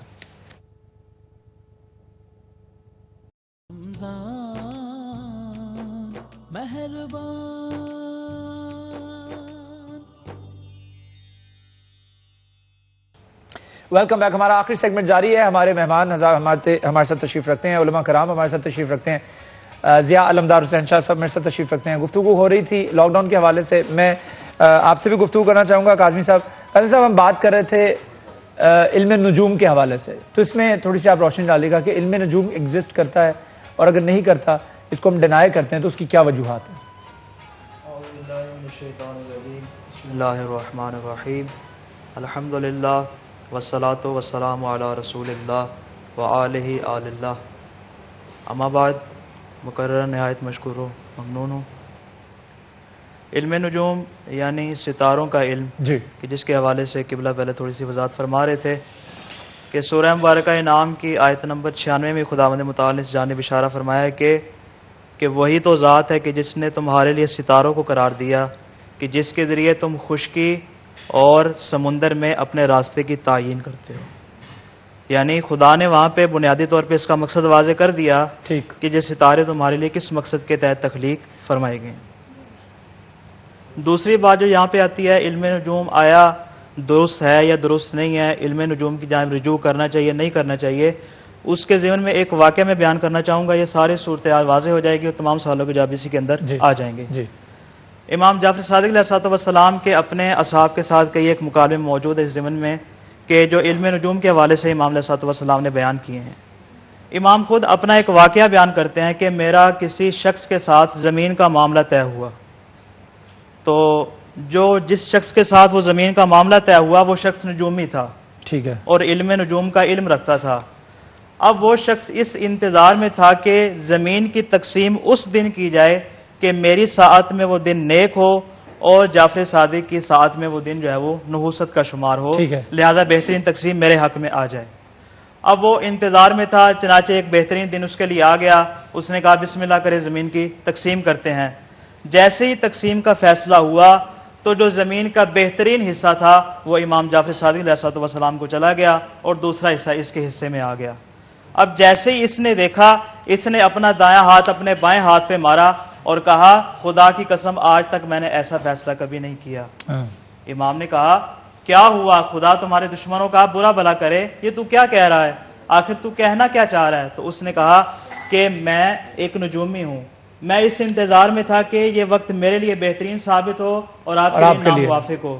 تو امام علیہ السلام مسکرائے اور فرمایا کیا میں تمہیں وہ حدیث بیان نہ کروں جو میرے جد اعلیٰ حضرت رسول خدا صلی اللہ علیہ وسلم نے ارشاد فرمائی ہے کہ رسول خدا ارشاد فرماتے ہیں کہ جب تم کسی کام کا ارادہ کرو، اگر تو اس کام کو دن میں کرنا چاہو تو دن کی ابتدا میں صدقہ دے دو، اگر اس دن کی کوئی نحوست ہوگی تو اس صدقے کی وجہ سے وہ نحوست ظاہر ہو جائے گی. اگر تم کسی کام کو رات میں کرنا چاہتے ہو تو رات کی ابتدا میں صدقہ دے دو، تو رات کی ابتدا میں اس صدقے کی وجہ سے کیا ہو جائے گی، وہ نحوست ظاہر ہو جائے گی.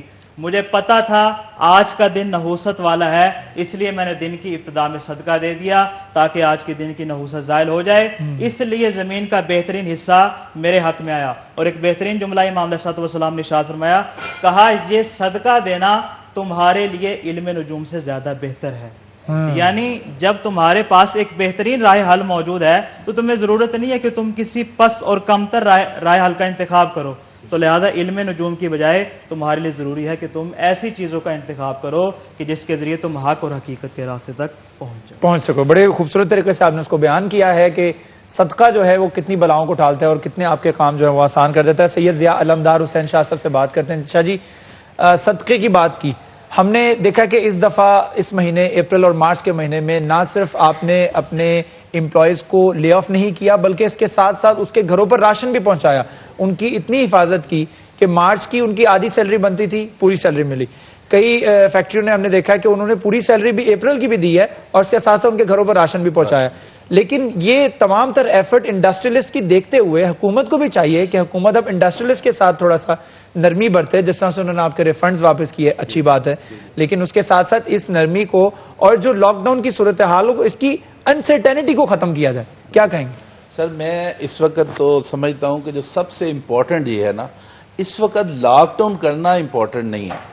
اس وقت امپورٹنٹ یہ ہے، آپ کو یاد ہوگا کہ یہ لاک ڈاؤن جس دن ہوا تھا، ایک دن پہلے میں یہاں آپ کے پروگرام میں تھا، آئی واز دا فرسٹ جس نے کہا کہ یار یہ لاک ڈاؤن اب کر لیں.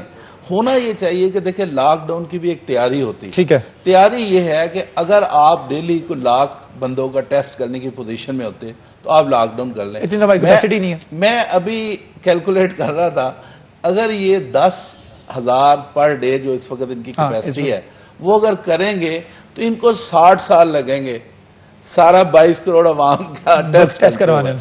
تو یہ بڑا ایک عجیب سا سینیریو ہے. تو اگر ہم یہ کام اتنے ٹیسٹ کر نہیں سکتے تو ہمیں اب میرا خیال ہے کہ خدا کے اوپر بھی کچھ بھروسہ کرنا چاہیے. اور ہمیں مین جس طرح صفائی نصف ایمان ہے، آپ یقین کریں کہ جس طرح یہ ماسک اور یہ ساری چیزوں کو لوگوں نے سیریسلی لیا ہے، اگر کسی نے نہیں لیا تو اس کو بھی ہم ڈسکس کر سکتے ہیں. لیکن میں ایز اے ایکسپورٹ انڈسٹری یا اس کی بات کر رہا ہوں کہ ہمارے سینیٹیشن گیٹ ہیں، آپ نے دیکھے ہیں سینیٹیشن گیٹ ہیں، پھر آگے ٹمپریچر والا آدمی ہے، پھر لڑکے لائنوں میں. میں خود اس کو مینشن کرنا چاہوں گا، فیشن اینڈ ٹرینڈز شاہ جی کی فیکٹری میں گیا ہوں آج سے تقریباً کوئی 10 دن پہلے. تو وہاں پر میں نے ان کو بتایا کہ میں ضیاء علمدار صاحب سے ملنے آیا ہوں، اور وہ اس سے پہلے جب میں آتا ہوتا تھا علامہ صاحب آپ کی بھی توجہ چاہوں گا. تو وہ مجھے جانتے تھے وہاں پر گیٹ پہ, سب وہ ان کے گارڈز وغیرہ سب ان کے اسسٹنٹ وغیرہ مجھے جانتے ہیں, وہ سیدھا ان کے CEO کے آفس میں لے جاتے ہیں. لیکن اس دفعہ انہوں نے کہا کہ صاحب آپ ذرا ہاتھ دھو لیجئے. میں نے کہا اچھا جی ہاتھ دھو لے. تو انہوں نے وہاں پہ بیسن لگایا ہوا, میں نے وہاں پہ ہاتھ دھوئے صابن کے ساتھ اچھے طریقے سے. بعد میں انہوں نے مجھے سینیٹائزر دیا, میں نے سینیٹائزر کیا, انہوں نے ٹیشو پیپر دیے, ٹیشو پیپر استعمال کیے. پھر انہوں نے مجھے پورا سپرے کیا, اوپر سے پیر سے نیچے لے گئے, سر ذرا پیچھے کی طرف گھوم جائے, پھر اوپر سے لے کے نیچے سے سپرے. پھر اس کے بعد میں CEO آفس کے قریب جا رہا ہوں, وہاں پر جا کے بھی انہوں نے مجھے دوبارہ سے سینیٹائزر دیا.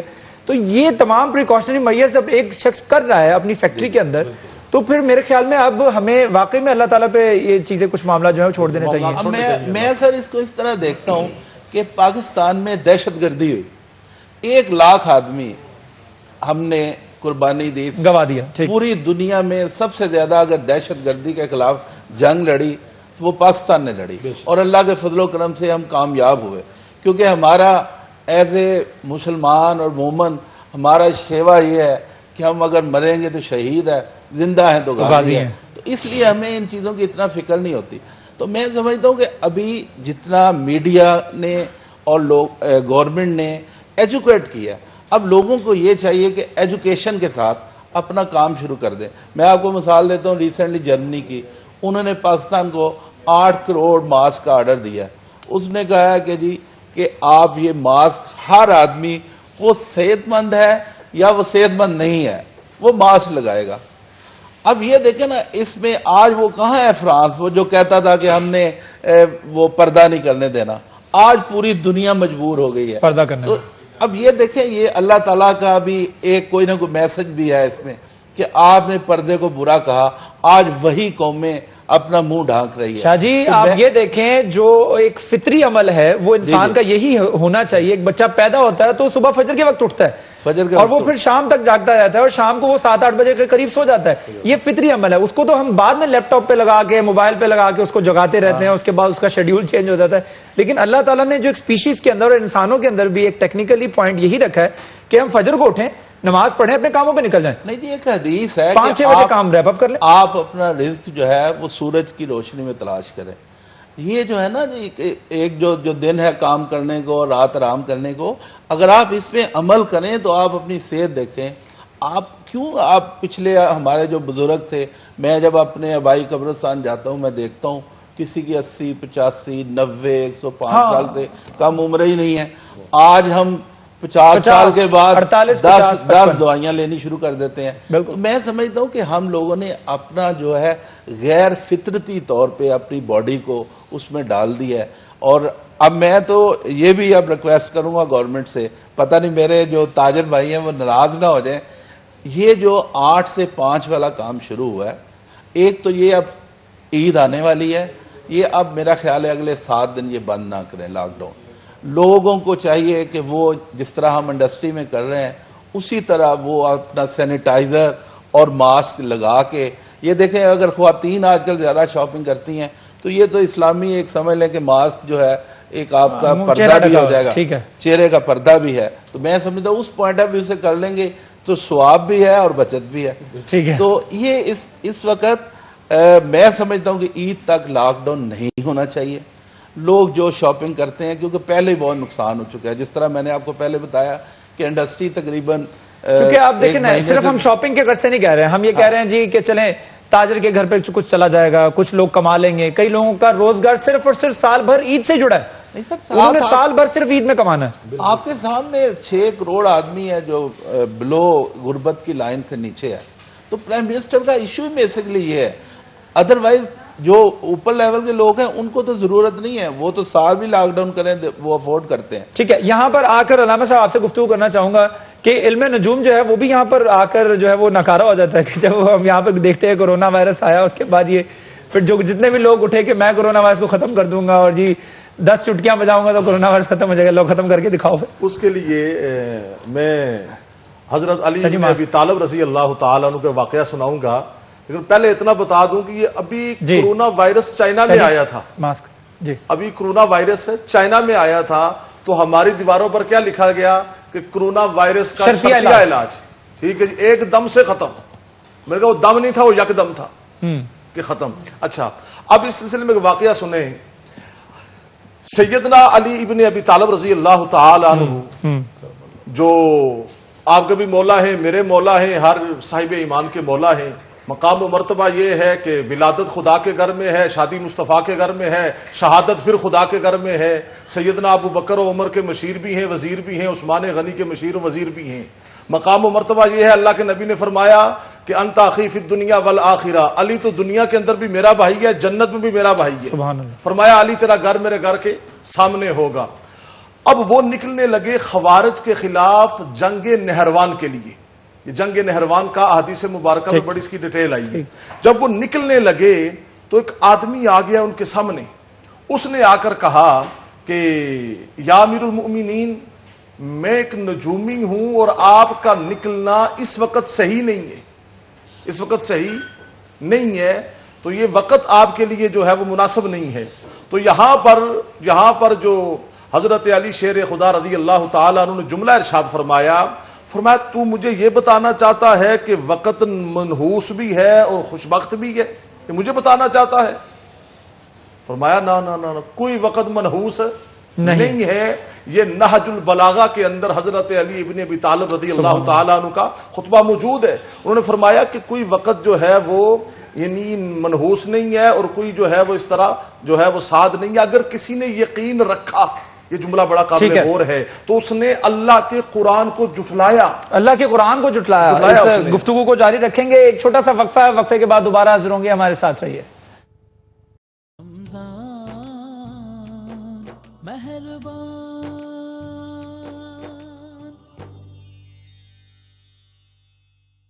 ले जी, फ्रूट क्रम्बल भी तैयार हो चुका है और इसके साथ साथ चिकन कुरकुरे भी जो है तैयार हो चुके हैं। ये मैं अपने नाज़रीन को दिखाना चाहूंगा, जरा दिखाइएगा राजू, कितने खूबसूरत लग रहे हैं ये चिकन कुरकुरे और इसके साथ साथ फ्रूट क्रम्बल भी जो है, जिसके ऊपर चॉकलेट की गार्निशिंग की गई है, उसकी टॉपिंग की गई है। और जितने भी लोग जो मीठा पसंद करते हैं और घर का मीठा खास तौर पर बना हो तो वो तो उसकी क्या ही बात है। माशाल्लाह बड़ा ज़बरदस्त फ्रूट क्रम्बल तैयार किया है और बहुत ही ज़बरदस्त जो चिकन कुरकुरे हैं वो तैयार किए हैं। अबू सर हमारे साथ मौजूद हैं। जी अबू सर, क्या कहना चाहेंगे? कुछ मुश्किलात तो नहीं पेश आई? नहीं, मुश्किलात कोई भी नहीं आई, क्योंकि ये ट्रेनिंग का हिस्सा है। तो जब इंसान ट्रेन हो जाता है, इसी तरह ही हम आगे स्टूडेंट्स को भी ट्रेन करते हैं। ठीक है, तो आप ये बताइएगा कि ये जो फ्रूट क्रम्बल आपने तैयार किया है, इसकी टॉपिंग जरूरी है कि चॉकलेट के साथ की जाए या इसके अलावा भी आप कुछ और इस्तेमाल कर सकते हैं? नहीं, इसका जो कॉम्बिनेशन है वो चॉकलेट के साथ ही अच्छा लगेगा। अच्छा जी, हर स्वीट डिश की अपनी अपनी रिक्वायरमेंट है।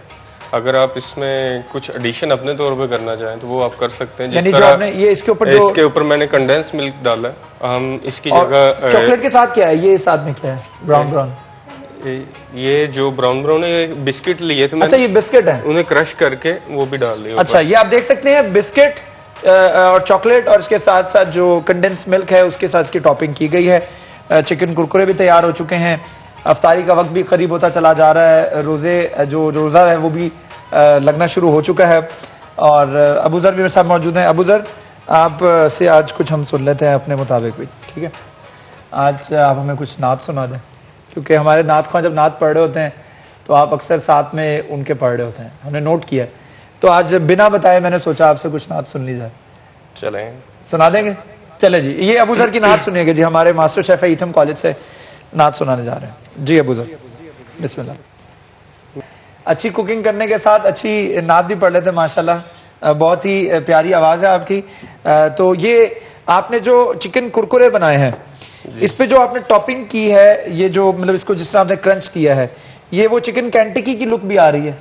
जी, इसको उसकी भी लुक आ रही है। मतलब आप इसको इसमें, क्योंकि उसमें भी वो कॉम्प्लेक्स और फर्क ये होता है कि चिकन कैंटिकी के अंदर हड्डी होती है और वो इसमें मैरिनेशन का भी फर्क है, उसकी और इसकी मैरिनेशन। अच्छा, मैरिनेशन का फर्क है, क्योंकि ये देखने में ऐसे लग रहा है जैसे चिकन कैंटिकी की लुक आ रही है और वो मुझे नहीं पता टेस्ट कैसा है। टेस्ट तो हम जो है वो इफ्तारी जब होगी तो फिर टेस्ट करेंगे, उसके बाद आपको टेस्ट भी बताएंगे। चलें एक वक्फा लेते हैं, वक्फे के बाद दोबारा हाजिर होंगे। अबू ज़र भी हमारे साथ मौजूद है, इर्जा है, हमारे प्यारे प्यारे गेस्ट हैं, ज़िया अलमदार साहब तशरीफ रखते हैं। एक छोटा सा वक्फा, वक्फे के बाद दोबारा हाजिर होंगे, हमारे साथ रहिए।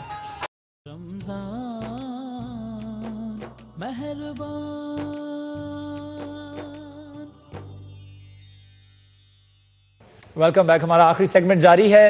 सैयद ज़िया अलमदार हुसैन शाह साहब मेरे साथ तशरीफ रखते हैं और हमारे मास्टर शेफ जो हैं उन्होंने کھانا بھی تیار کر لیا ہے اور اس وقت نظر آ رہی ہے ہمیں جو ڈشز ہیں وہ تیار ہو چکی ہیں. ہماری سویٹ ڈش بھی تیار ہے اور چکن کرکرے بھی تیار ہیں. تو ان سے بھی ریکویسٹ کروں گا کہ آپ جو کھانا ہے وہ ہمارے گیسٹ حضرات کے سامنے, ہمارے علماء کرام ہمارے گیسٹ کے سامنے جو ہے سرو کر دیجیے گا. واپس رخ کرتے ہیں جی شاہ جی آپ کی طرف. آپ بتا رہے تھے کہ میں بریک میں کیلکولیشن کر رہا تھا کہ واقعی اگر ہم ایک شخص کا اگر ہم کورونا ٹیسٹ کرواتے ہیں تو ہمیں 60 سال لگتے ہیں. اگر ہماری ایوریج, ہماری استعداد جو ہے 10,000 کیپیسٹی ہماری اتنی ہے, تو یہ واقعی قابل غور بات ہے. اور ہمارے یہاں فیصل آباد میں ایک لیبارٹری بھی بنائی گئی سول ہاسپٹل کے اندر جہاں پر کورونا وائرس کے ٹیسٹ ہو رہے ہیں, لیکن اس سے پہلے جو ہے وہ چغتائی لیب سے کیے جا رہے تھے یا اس سے پہلے جو ہے وہ اسلام آباد بھجوائے جاتے تھے, پھر وہاں سے ہو کے آتے تھے. لیکن اس کے باوجود یہاں پر ٹیسٹ اس نوعیت سے, اس طریقے سے نہیں ہو رہے. یا یہ کہا جا سکتا ہے کہ اس وائرس نے پاکستان کے اندر اس طریقے سے حملہ نہیں کیا جس طرح سے اٹلی, اسپین اور چائنا کے اندر کیا, یا پھر کر لیا ہے اور ہم جو ہے اس کو ٹیسٹ نہیں کروا سک رہے. وہ تو آپ دیکھیں نا, جو کیلکولیشن اب انٹرنیشنل ہے کہ 2% ڈیتھ ریٹ ہے, ٹھیک ہے, یہ کیلکولیشن چل رہی ہے. دوسرا یہ ہے کہ جتنے کا کرتے ہیں اس کا 10% لوگوں کا جو ہے وہ پازیٹیو آ جاتا ہے. اب اگر یہ جو ہم نے ابھی کیلکولیشن کی ہے کہ یہ 60 سال لگیں گے, تو میں سمجھتا ہوں کہ اب ہم نے کرنا تو یہ ہے کہ اس وقت ہم نے 2 مہینے کی بہترین ایکسرسائز کر لی, لوگوں کو ایجوکیٹ کر لیا کہ بھائی یہ طریقے ہیں آپ کو بچنے کے. اب جب تک اس کی ویکسینیشن تیار نہیں ہوتی اس وقت تک آپ پورا پاکستان بند تو نہیں کر سکتے. اب حفاظتی اقدامات کا آپ کو پتہ ہے, اب امپلیمنٹیشن کا اس وقت امپلیمنٹیشن پہ غور کرنا چاہیے. فرض کریں میں اپنے شہر کی بات کرتا ہوں, ہمارے ہر جتنی مارکیٹس ہیں ان کے صدر موجود ہیں, ان کے جنرل سیکرٹری موجود ہیں, 20-22 لوگ ان کی باڈی بنی ہوتی ہے, ایگزیکٹو ممبر ہوتے ہیں. تو میں سمجھتا ہوں کہ اگر یہ آپ ان لوگوں کو ہی اس کا کسٹوڈین بنا دیں, جس طرح آپ کو یاد ہوگا کہ ہمارے ایک بار گیس کا جب ایشو تھا تو ہمیں گورنمنٹ نے کہا کہ ہمارے پاس یہ گیس ہے, آپ خود ڈسٹریبیوٹ کر لیں کہ آپ نے کتنی ان کو دینی ہے. اسی طرح میں سمجھتا ہوں جس طرح ہم دہشت گردی کی بات وہ ختم نہ ہوئی تو آگے چل پڑے کہ دہشت گردی ہوئی, 1 لاکھ آدمی شہید ہوا, لیکن اس کے باوجود ہم نے اس کا وے کیا نکالا کہ جی ہم نے گیٹ لگائے, وال سالڈ کی, کنکریٹ وال بنائی, پریکاشنری میئر لیے. تو یہ سارے کے سارے میئر لوگوں کو ایجوکیٹ کر دیا گیا ہے. اب وہ میئر لے کے بسم اللہ پڑھیں, ملک چلانا ہے. ہم سے ایک فیکٹری چلانا مشکل ہوئی ہے, تو جس نے پورا ملک چلانا ہے he has to take very serious action, اور اس ملک کو آگے بڑھائیں. وار فوٹنگ بیسس کے اوپر, جنگی بنیادوں کے اوپر ہمیں کچھ فیصلے کرنا ہوں گے. اور جیسا شاہ جی نے کہا کہ ہم مزید لاک ڈاؤن برداشت نہیں کرتے. ہم پہلے ہی ایسی اکانومی کرائسس سے گزر رہے تھے جہاں پر ہم حکومت سے کوئی نہ کوئی سبسڈی طلب کر رہے تھے کہ بجلی کے اوپر کوئی سبسڈی مل جائے, کوئی گیس کے اوپر سبسڈی مل جائے. اس کے اوپر کورونا وائرس آیا اور اس کے بعد رہی صحیح کسر جو ہے وہ کورونا وائرس نے پوری کر دی. ہم امید کرتے ہیں کہ حکومت جو ہے جو بھی فیصلہ کرے گی اس میں وزڈم ہوگا, اس میں حکمت ہوگی. اس کے ساتھ ساتھ اپنے ہوسٹ شراز بٹ کو اجازت دیجیے, کل پھر ملاقات ہوگی. اللہ حافظ.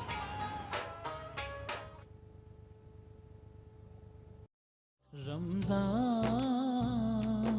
مہربان